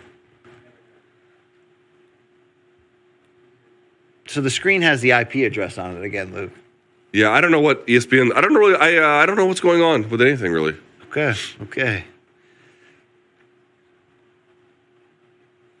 I'm getting excited for this main event, though. Yeah. They show this Izzy video package as you're looking right at me, BC, the guy who makes it look. That easy. laptop, that feed is like 5 minutes behind. Yeah, that's very. You're like very far behind. Yeah, that's. I mean, we haven't even seen the end of the Weili fight on that feed. There you go. Luke, this moment is just our journey in whole. Like nothing can hold us back. Yeah. Nothing can stop. Are we gonna be able to get it back on the screen here? Word. Gracias. Nothing can stop us except for this. I'm all the way up. Except for this technical junction we're at right here. Here comes Izzy. No gimmicks here. No gimmicks, right? He's just, he's here to fight. You see that ice cold stare right there? You see that shit, Luke? I do. Damn. This is a tough fight for him, bro. Dude, this is a very tough Adesanya is fight. coming here to finish him. That's why he's here. Clean to finish shaven that like man. a motherfucker. Dude, he hasn't had that look in a while. He has not. One of 5 Nigerian fighters in UFC history. Wow. I don't know if I can name all 5. Sadiq Yusuf, Kennedy Nzechukwu, Izzy. Who am I forgetting? Where is Usman from? Nigeria, yep. And what about... Jesus, I gotta forget him. Nukajoni? Chidi? Chidi Njokwani? Yeah, where's he from? Francis is from Cameroon. You're racist. You're racist. I mean, you're not, but I just like saying that. Sorry. I mean, and also I look terrible. Let's just be real. Chidi is from Dallas, Texas. There you go. All right, there it is. Well, but also it couldn't be Chidi because, or maybe I guess it could, but he and his brother fought. Yes. So that would be more than 5. I was wrong. I was dead wrong. Hey, could my ears be more pink? Look at how stupid my face looks. Okay, so if you just dyed your beard and stash the same color of your hair, I think you'd feel better about yourself. Because I'm starting to get a Luke Thomas issue where it's browner here, but it's like gray everywhere else, Luke. Now that I'm no longer doing the 68 Elvis comeback special with the black shoe polish. All right. Hey, Izzy's in the cage. We're doing our best. We're doing our best. We're doing our best. Yeah, we're doing our best. We got issues. Yep. Izzy is. All right, reminder. As soon as the fights are over, switch feeds and come watch us on the post-fight show. I got to run up and do HQ. Don't forget this, guys, okay? All right, let's see. Just from the balls up there shot. Potan. Yes. Potan, we're going to shoot you from the dick up. All right, buddy? We're start low and get high. Yeah, there it is. All right. We could go to the wide shot. All right. Tail the tape, 33, 35. Okay, they're both 6'4". Whatever. I wonder what their weights are tonight. I will say that. Izzy with a slight reach for advantage. Alex. 1 inch height advantage, or 1 inch reach advantage to Adesanya. Half-inch height advantage. No. Luke, don't count on me for any information right now. Okay, here's Bruce Buffer. Bruce is fired up. Gotcha. Okay. Gotcha. Here we go now. Here we go. Bruce is in the introductions. Title defense number 6 for this middleweight champion. Well, we'll see. Could be the crowning of a new champ. Mark Goddard, your referee. Really, I got to tell you, I picked Izzy. This is one of these fights where I just would prefer to not picked because I do not know. Yep. Only they do. This is going to be a war, Luke Thomas. Get ready. I need you to prepare for it. I don't think a war goes very long. It could be. I think Izzy's going to make it. He's going to try to make it slow. I don't know. Who the fuck knows? I don't know. Izzy can take a punch. Up to a limit.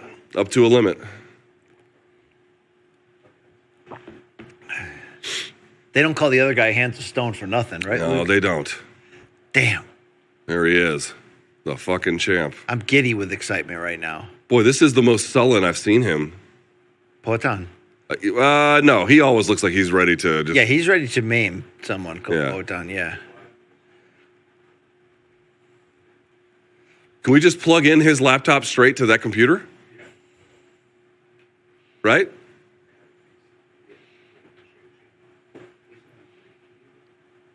A lot of finagling going on, but we persevere. That's what we do.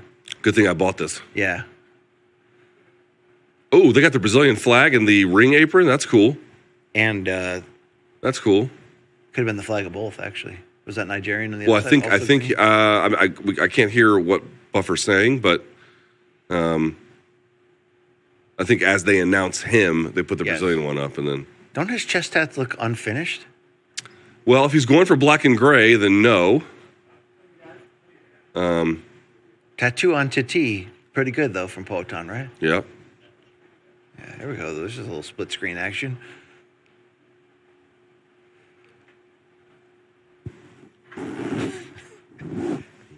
Look, I would not want you to be my prostate examiner with those those steak fries you got. I mean, what is going on here, dude? You know, yeah.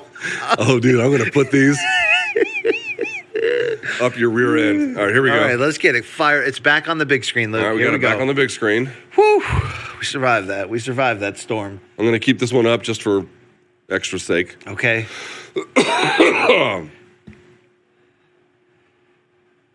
We won't have the on-screen timer. Unfortunately, we don't have the timer for the main event. But just, watch it. Watch it live here. You better. I will at least try to give like an audio signal. Okay, I'm feeling it right now. You? I don't know what to get from this one, dude. Fire. I always get nervous for Izzy fights. Izzy's face looks like he's here for the knockout. Yes, look at him. That's some kind of signal that I don't get. That's a signal. There's his brother. Yep, they're very. Look at the New Yorkers. They are fired up, Luke. Yep. Bing bong. Fuck your life. Yep. Oh, look on. Whoa. What are we doing, guys? What please, are we doing please, here? please. This cannot be tolerated. Yeah, you got to blow that up and just leave it. Just leave it. There we go. Just leave it. Thank you. There it is. There we go. Dude, did you see that face-off? Poatan gave him the look. Yeah. It's time, Luke. Okay, get Whoo.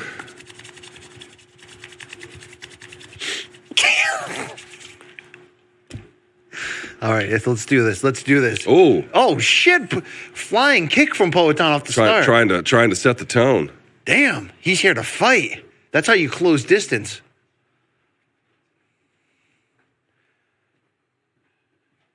You know Izzy's going to be heavy on the kicks. Yeah, hard leg kicks from both though.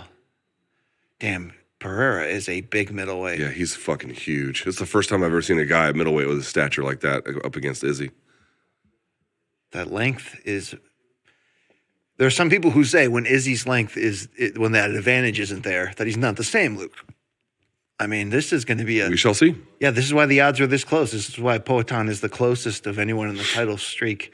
So what's interesting is from the southpaw position, obviously, the hand fighting is going to be pretty critically important. The jabbing from orthodox is what you want to pay attention to. Because what they saw,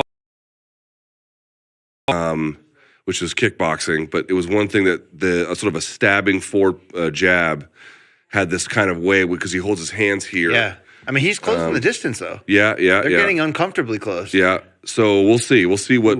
There's a leg kick. Izzy came up short on the right cross, but he's trying to gauge that distance. And then you can see Poatan's trying to leg kick his way to minimize, obviously, the jab. Izzy has to land that right hand to set a tone. High kick from Poatan. Now he jabs to return the favor. Yeah, Izzy's not running. He's here. And again, big. we talked about it. Remember how he said he hadn't even factored it in, which I don't believe. But look how much space they have to move. Yeah. It's not like a kickboxing ring where you have 4 right angles where you're kind of trapped a little bit. They've got a ton of room. It'll be curious to see how that defines the terms of this fight. Okay, so hold on. Right now we're at 3-12, 3-11, 3-10. Omaha Style. High kick from Izzy gets blocked.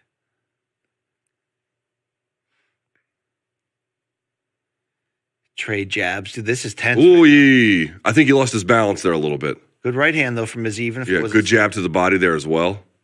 He's touching him. Oh, he is. And he's not going anywhere. He's standing in the pocket. Dude, I love when Izzy acts like this. When he's flowing. Both got their hands a little on the low side. Southpaw. He's got Pereira biting on feints, by the way. You can see it. Now, okay, here's where it gets interesting. Up against the cage, remember, because their typical form of defense, both of them use with a lean. Okay, that's a lot of, that left hook from Pereira came close. Yeah. That's a lot of kicks, though, that Izzy's starting to absorb. See that? You're not going to get away with that the closer you get backed up. You got to be real careful with it. He knows that. Pereira not giving him any respect. No. Look at this. Oof. There's that question mark kick Izzy goes for. This is just a kickboxing match with 4-ounce gloves on, man. And these are hard kicks that they're trading. Yep.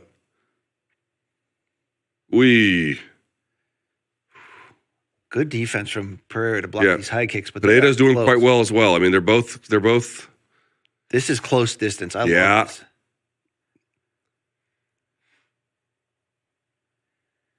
I mean, the tension is high. Yeah, it is. Izzy almost got caught with that high kick. He's got to be careful with. Nice body kick from the champ. Whew. That was excellent.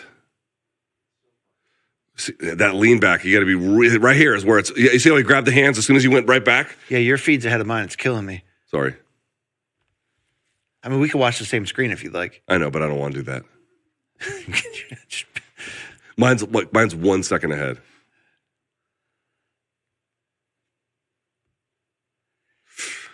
Ooh, I think this is stressful. I think this round was important for Izzy to stand at this type of range and not go anywhere. Yeah, I mean, but it's mostly kicking range.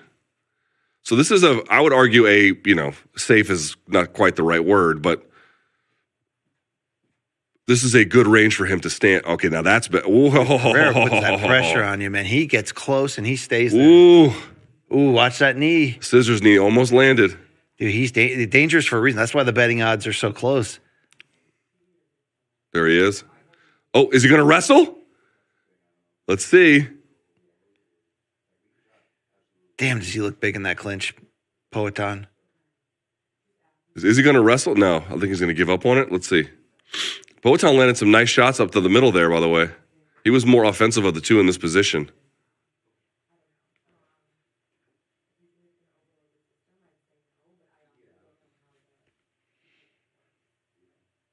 They learned a lot about each other. Oh! Oh, he's got Pereira hurt at the gun. Oh! That's where your delays killed me right there. Sorry, Damn. the champion just rocked his shit at the end there. I was going to say that was a close round to judge. Not anymore. Okay, I had Adesanya barely ahead in that final. Yeah, that cleaned it up. He rocked his shit bad. That was a what? If there was combination? If there was 10 more seconds in that fight, he might have finished him off. Woo. And it looks like Pereira's bleeding from his ear. Yeah, I think he got pierced during that. Okay, timer will be back. We're back, baby. That's an interesting stream of blood there on the. Yeah, I got to say, he's having a weird conversation with his coach a little bit there. Let's see this. Jab, orthodox, hand trap. Oh, right behind the ear. Got him. Yeah, nice shot. Oh, and then a left hook. Woo-hoo-hoo-hoo. Okay, if that fight goes another 5 seconds, it's over. Yeah. Oh, what a shot from the champ. Damn. All right, Yes, I would love it in our ears. How ears. does Alex respond here? You got to come out guns blazing then, right? Yeah, if we get in the ears, I'll put this down.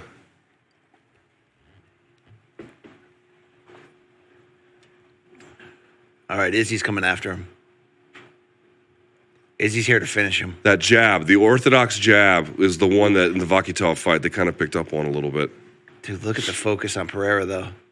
See what I mean? Where Izzy has this level of experience dealing with pressure on the cage line like this? Absolutely. But he's... Oh. Dude, Pereira seems to have his legs back, though. Yeah. No, he looks good to go. Ooh. I mean, that was a quick recovery. Yeah, Izzy's taking some risks. Jesus. Spinning kick from Pereira nearly lands. You're ahead of me by a second. You're killing me, Luke Thomas. Sorry.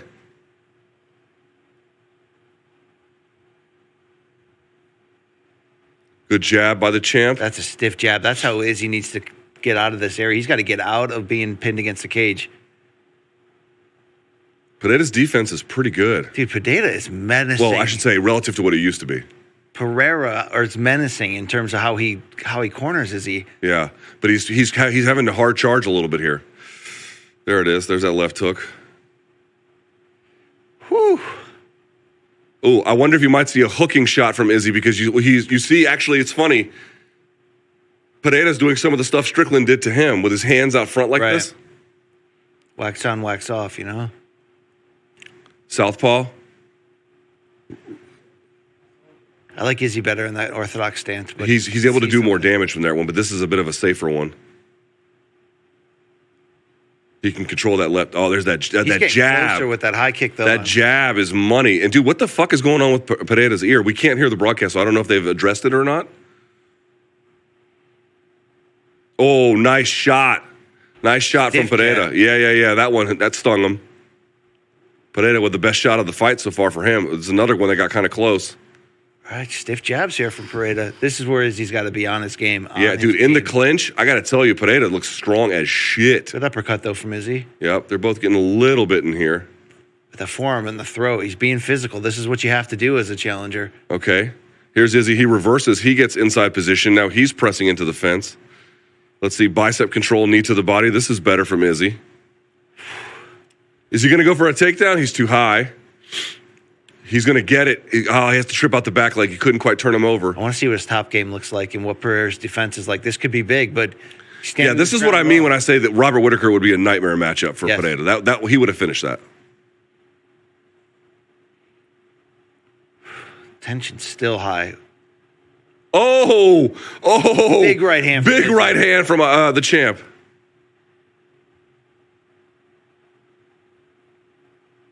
Oh, you're like 2 seconds ahead of me now. Come on, Luke Thomas. All right.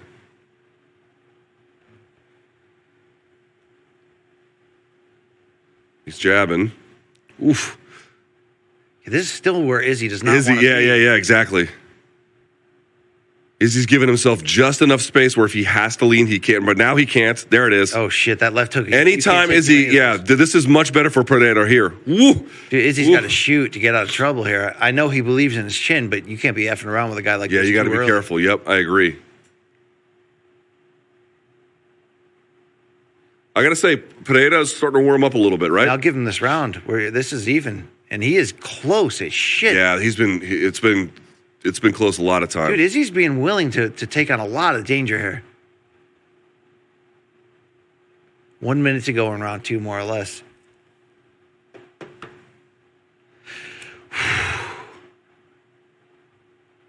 Is he doing a decent job of neutralizing Pereira here a little bit? Not getting a whole lot going, but not succumbing either. He's trying to... Looks like he's trying to free his left elbow for a shot and can't quite There's your boy wrestle cage through. side, Fabio. You see him, Luke? No. Oh. Yeah, Izzy's takedowns are not quite there.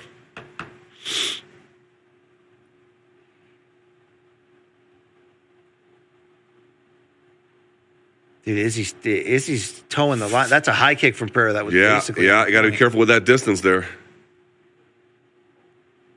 Okay, people wanted Izzy to welcome danger. He's doing that here. Look, he's trying to punch his way out. Look, this is not a good spot for Izzy to be in. And now it's Pereira shooting. Let's see. He got the takedown. Oh, he got it. Just a couple seconds left. It's not going to hook it. What do you think? That's a good round for Pereira. Rebound round for him. Dude, I'm all for Izzy standing at close range when he feels like he can counter, but there was extended periods where he is in the strike zone. Yeah, and also good job on Pereira, by the way. We all have talked about it. Izzy has really good takedown defense when he stays on the fence. Yes. But if you can push him into open space and then make him continue to rebalance and post on that leg, it's a little bit harder. Good job by Pereira. It's like being in labor watching this fight, right? Yeah. Damn. Somebody break my water already. Oof. This is... I mean, Izzy tried to push his way out. That was a nice shot. 1-2 was a big turning point in the middle of that round. That delayed 1-2 where he pushes the one, holds a beat, and then look at goes. the high kick, dude. Look how late he was to react. It hit the low side of his chin. It wasn't flush enough. The fight ends if Pereira. This is good read by Pereira. Had the single switching off to the double. Turned at the right angle. That's good. All right, dude, we got to really watch good. Izzy here because he's welcoming far too much. Unless he feels like he can swivel here and he's going to get this guy tired. I don't know, Luke. All right, what do you think? So round apiece, one round apiece, right? One round apiece. Here we go. Tension high. So much tension. We got to get these streams in order. I don't want to cross the streams, though. I know. Like the Ghostbusters.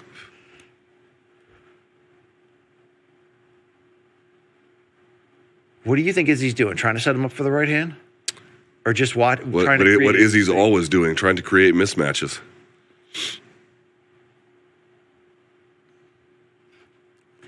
Mismatch with angles, mismatches with timing, mismatches with looks. Yeah, good southpaw look, but he's got to watch that high kick.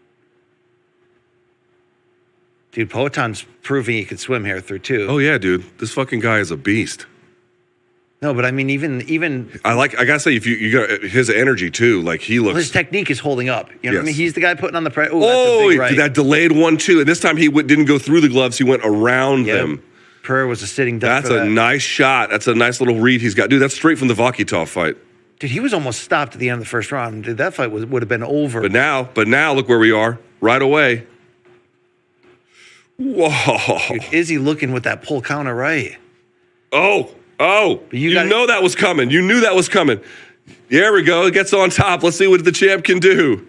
Let's see what the champ can do. He's trying to capture the far side wrist. He better hurry. There it is. Whew. There it is. Izzy let's see what he can do. Let's see what he can do. Let's see. Does he have jiu-jitsu? He pulls him back down. Now he's got him in a good spot. He's got a gift wrap on. He's got the wrist captured, and he's sagging off to his side. He's going to sit on that leg so he can't come through. Right? He's got it cross wrist right there. Left hand to right hand. This is his chance to show us the complete game right here. Yeah. Well, some version of it anyway. Tearing him back down, making him work. This is going to put tons of fucking blood in those muscles. Tons. He needs to get off or take the back. There you go. Okay, now you need to drive that hook through. Drive it through. No. Not a good spot for Alex. Okay, great rebound round for the champ here so far. There you go. Okay, Izzy learned some wrist capture work. This is pretty good. Somebody learned to palm.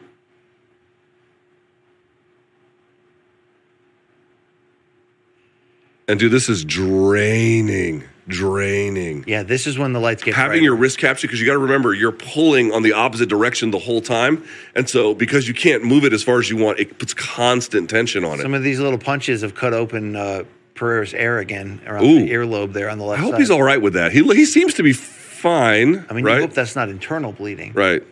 Remember what happened to Deontay Wilder in the third? Was it the third Wilder fight? Well, sorry, or Fury. The third fight with Fury, was he bleeding out of his ear? Or was it the second one? He was, yeah. It was the second one, but yeah. I mean, maybe even in the third one, too. Who knows? See what I mean when I say Robert Whittaker would be a terrible matchup for this guy? It's a big round. Robert Whittaker would, I think, do terrible things to him. This is better. Yeah, making him wrestle to his hands, that's better. So this is a mature round from Izzy. Yeah, this is a great round. This is a great round. This is pound for pound stuff. But there's still plenty of time left. He's trying to trip him backwards. He has to come up on top. You need to come up on top. Turn your hips over. Yep. Oh, careful. There it is. Put your, cross face, and then come out. Now he's in leg drag. Benoit, cross face? No, you have to see he has the cross face underneath, and he's on. This is a position called leg drag, and they let him get back to guard.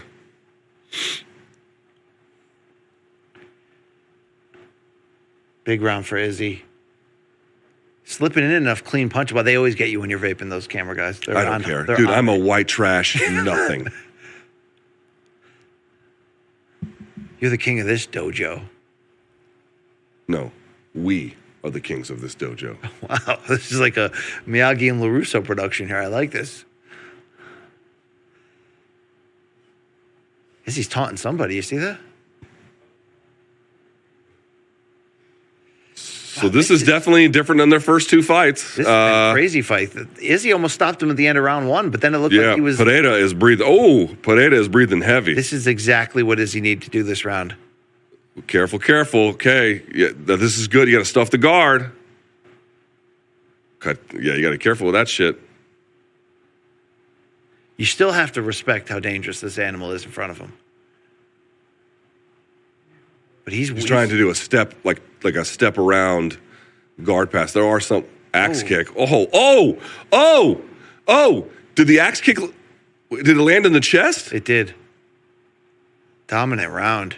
No, I wouldn't go 10-8. No, But wouldn't that go was a 10-8. dominant round. Solid 10-9. So I would say 29-28 Izzy through 3, right? Izzy, 2-1 Izzy. Here we go. This is fun. This is good theater here. Now this is where Pereira has to show us a lot. How many minutes does he have in this round? The champ standing between rounds, by the way. Can he be dangerous for the first 2 minutes of this round? He's going to have to be. Yes, he can. Yes, he can. He's going to have to be. Yes, he can.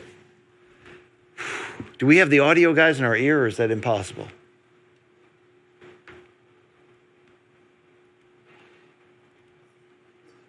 Okay. I'll have to read lips. Poetan. Yes.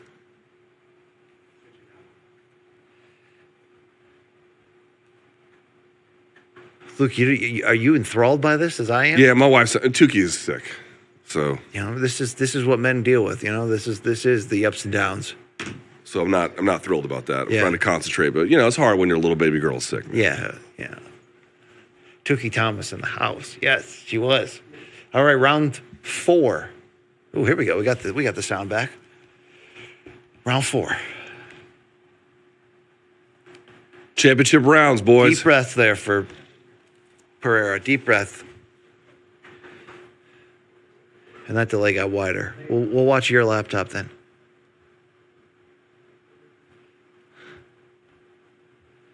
Ooh, got clipped a little bit. Izzy came here to hunt.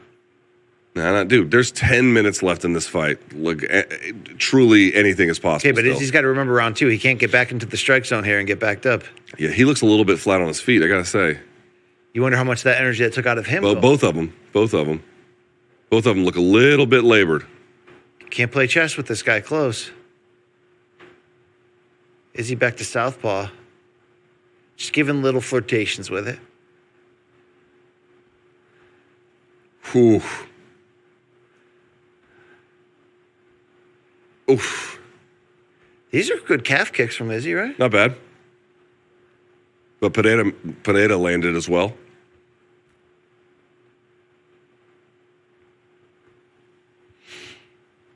It's been a fun night of fights. MSG Magic is back. Ooh, good right hand from Izzy. Dude, that delayed timing on the right. Catching him every time. Oh man, it sure is. His hands down. But here comes every time Pineda comes right back and starts putting heavy pressure. Yeah, he'll close that space in front of you. That left hook is going to be his money punch. He's still too posted out for that with the chin. Luke, he's in the strike zone. He is in range to get hit with that. There it is, that double. Oh, again. Yeah, all day with that one. That is so fucking bizarre. Body kick. Okay, but now you got to watch that left hook from Pereira, that short one. Yeah. Adesanya is flowing.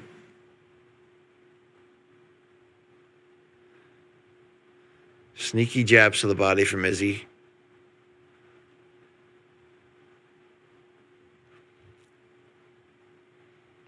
Ooh. Body shots. Is he really looking for that right hand? Yeah, he needs to be careful. Oh, I love that overhand. And he was looking down as he threw it, too. Izzy's pot shotting. There's not a lot of throwing back from Pineda right in this moment. Pineda's most dangerous when Izzy's back into the fence, and that's where that left hook comes into play. Outside of that, I haven't seen much from his right hand. You hear Cormier talking about the fact that Pineda looks tired, bro. Every time he eats a jab, he takes a big, deep breath and takes a step back. And there are all these little jabs to the body from Izzy. They're adding up. Pineda not active enough this round. He's getting a little bit of juice going. Ooh. I mean, he's dangerous, but he's not winning this round. Oh. So Dude, he's entering body lock. Territory, Luke. Body lock. Let's see what he tries to do from here. He gets it deeper. Now he gets chest to chest. Let's see what he's going to do with it. Maybe a ko-uchigari, o-uchigari, osotogari, uchimata. Oh, yeah.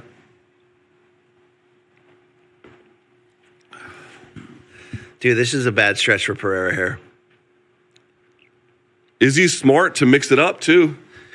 Izzy's playing the clock really smart. I wonder, he learned a lot. He pot-shotted him the whole round. Now he's clinching with him. But he learned some key strategy points in that Blachowicz fight and how he lost that, Luke. In what sense? Like, you mean, what do you think? What stands out to you? I thought Blachowicz used wrestling not to damage him, but more to just control him in key parts of that fight. In the championship rounds, take long stretches to guarantee him the round. And Izzy Izzy's got a tired guy in front of him.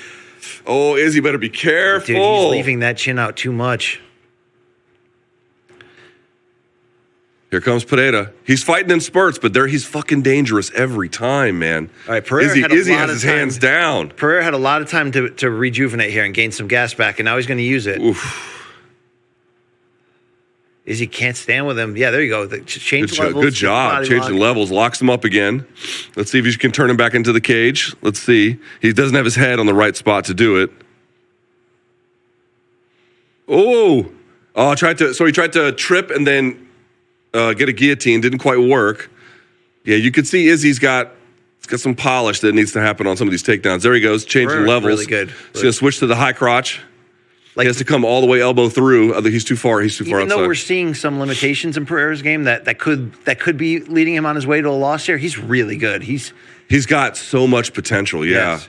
I mean, it's a shame he's as old as he is. But even with that, both guys going for our shot on the clinch break. 10 seconds, round 4. People are going to boo Izzy. I mean, suck my fucking balls. Seriously. Okay. I mean, all right, superfan number 99. All right. Pereira nearly landed the go-home punch there with that right. Nearly. All right, he's got 5 minutes. All right, 3-1 Izzy on my card. 3-1 Izzy, I think. Could it really be 2-2? Could that last one have gone to Pereira? I don't think it can. That one cannot go to him. Round 2 is Pereira's. I think that, round 1 you'd have to argue yourself into, but I thought that was Izzy's. He rocked him at the end. Yeah. Oh no, that's right. Round 1 is impossible because he rocked him at the end. And round 2 he was taken down. What I'm saying is, I think round 2 is a guarantee for Pereira. Round 1, when he rocked him, is a guarantee for Adesanya, and I thought this last round was really all Adesanya. Is he standing between rounds? I love that. That's the old standing between rounds. I love the message that sends. Okay, Feliz telling. Bro, they're getting busy in the corner of Pereira. All right, he's going to be hella dangerous for at least 60 to 90 seconds. You're hella dangerous. Dude, no, he's going to be dangerous the whole time. This dude's going to fight. He's going to drain. He's going to dump the. What's your metaphor? Pour out the jug. Pour out the jug. Yeah. He's about to. They had to be telling them Izzy that in the corner that this is it, dude. He's going to come out like a fucking house on fire. This has been a fun fight, and it's on. A lot of cerebral. A lot of tension, yeah. Mm-hmm. A lot of tension. Look at John Morgan. He can't believe what he's watching, Luke. Wow. Oof. That body kick from the champ's been money. But here we go. There's the jab from Pereira, the timing on that is so good. Pereira's getting close with these hooks, but good body work. Dude, he's strong in these positions. Izzy couldn't even move. The technique wasn't great, but he couldn't even move him. It's a good jab from Pereira. It's heavy, stiff. I wonder if Pereira took the round off so he could come out hard this round. Well, here's the thing. He needs a knockout, right? Or he needs he can get a 10-8 round and try to force a draw here. Yeah. No, he would still be down 3. Yeah. It would still be, but I guess would you get, I can't do the math right now. But yeah, I wasn't told there'd be math here. Either could the judges in the Carolina fight, look, they couldn't figure that out afterwards. Yeah. Good pummeling. They're changing. Here comes, oof. Ooh! Izzy slipped. What happened there? I don't know. Got hit with the right hand? All right, this is Pereira's moment. This is his chance.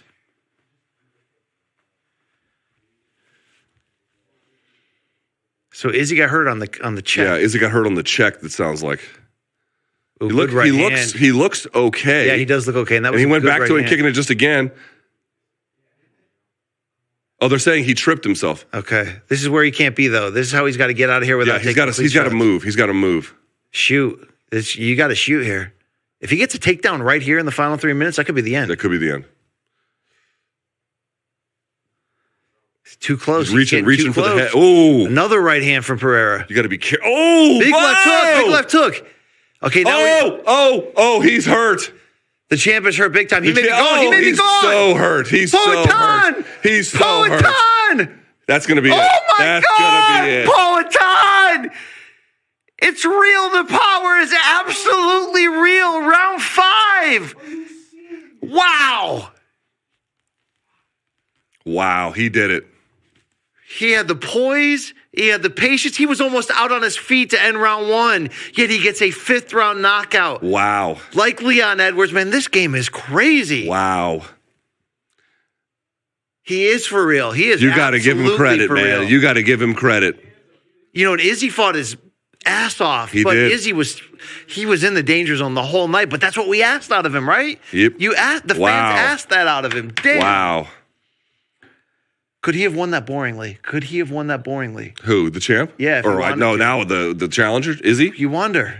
I don't know, but Poatan closes that distance, and boy, is he damn. All right, I got Luke, take the wheel, okay? No. Oh, you have to go, right? Yeah, I have to go do HQ. But well, hold on, just wait until. Oh, dude, he played too long in this space. Yeah. Look, we got to wrap up this show. Okay. And we can start the next stream. All right. So you want to say goodbye to the people, Luke? Hold on. Man. There was, after that, once he landed big here, yep. All it takes is one, man. All it takes is one. Hands of stone. Oh, Izzy didn't want it stopped. That's interesting. This game, man, is what a night, what a fight. Wow, the left hook, the trademark weapon. Wow. What did we say? When he's in the warning track near the cage, he cannot be that close to these shots, man. Yep. The margin of error is too low. He was gambling too much. I liked it when he punched his way out with the right hand, but you can't stand there and not punch against this guy. Man. Look at Glover. I feel happy for him. Wow. And Izzy bows to the crowd. Wow. What a run. 5 defenses. This guy's 3-0 against Israel Adesanya in combat sports. Wow. This guy was a 2-division glory kickboxing champion, and now in his 4th UFC fight, he's the champion. Wow. And, good Lord. Alex Pereira? Wow. Never panicked. He gave up round 4. Never it looked panicked. like he punted on it a little bit.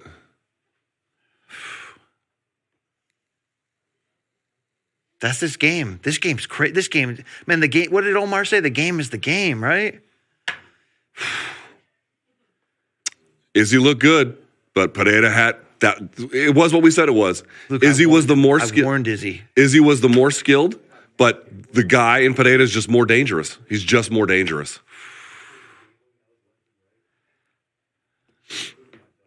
Wow.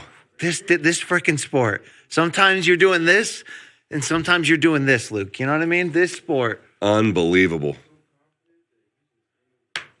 That's, dude, what a 2-time glory champ, and then you unseated the long reigning middleweight you're champ. Looking at a sports hero in the black and yellow. Talk about here's your new Triple C. Here's your new Triple C. Hey, shout out to this coach Fernelli Feliz, doing some good things in MMA right now, coming from boxing. Sure is.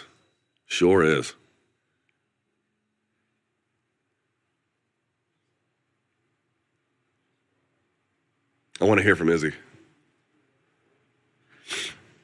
Poatan getting talked to now by Joe.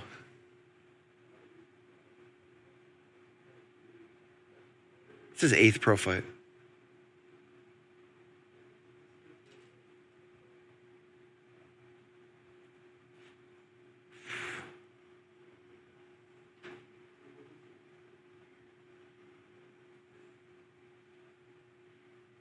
That's what happens when you don't give up on yourself, Should we end the stream here? Yeah, we should. Let's say goodbye. Thanks to everyone who watched us. We're not done tonight. We're about to go live on our post-fight show. So just go to the other YouTube link and meet us there. Live in the moment. Hey, thanks for watching with us. We love you. We'll see you in just a few minutes. Wow, balls, banana. Bye. Holy hammer to that, right? Bye. I kept my mouth shut for 25 years. Now that you're back, I want you to go to Tulsa. Not exactly the welcome I was expecting. What crew runs this neighborhood? No crew up in here. We're in the middle of nowhere. I'll protect you from the gangs. What gangs? Sit down! You got a pretty good appetite for someone who was just shot at. Tulsa King. New series streaming November 13th, exclusively on Paramount+. I love Montana, but I'm doing this for our family. They will fight you dirty. Is there any other way? ruin them, starting with her. Signing this is a declaration of war. We're already at war. I do this for my father. I don't do this for me. We give everything to this land, and I do mean everything. Yellowstone 2-hour premiere event, Sunday at 8 on Paramount Network.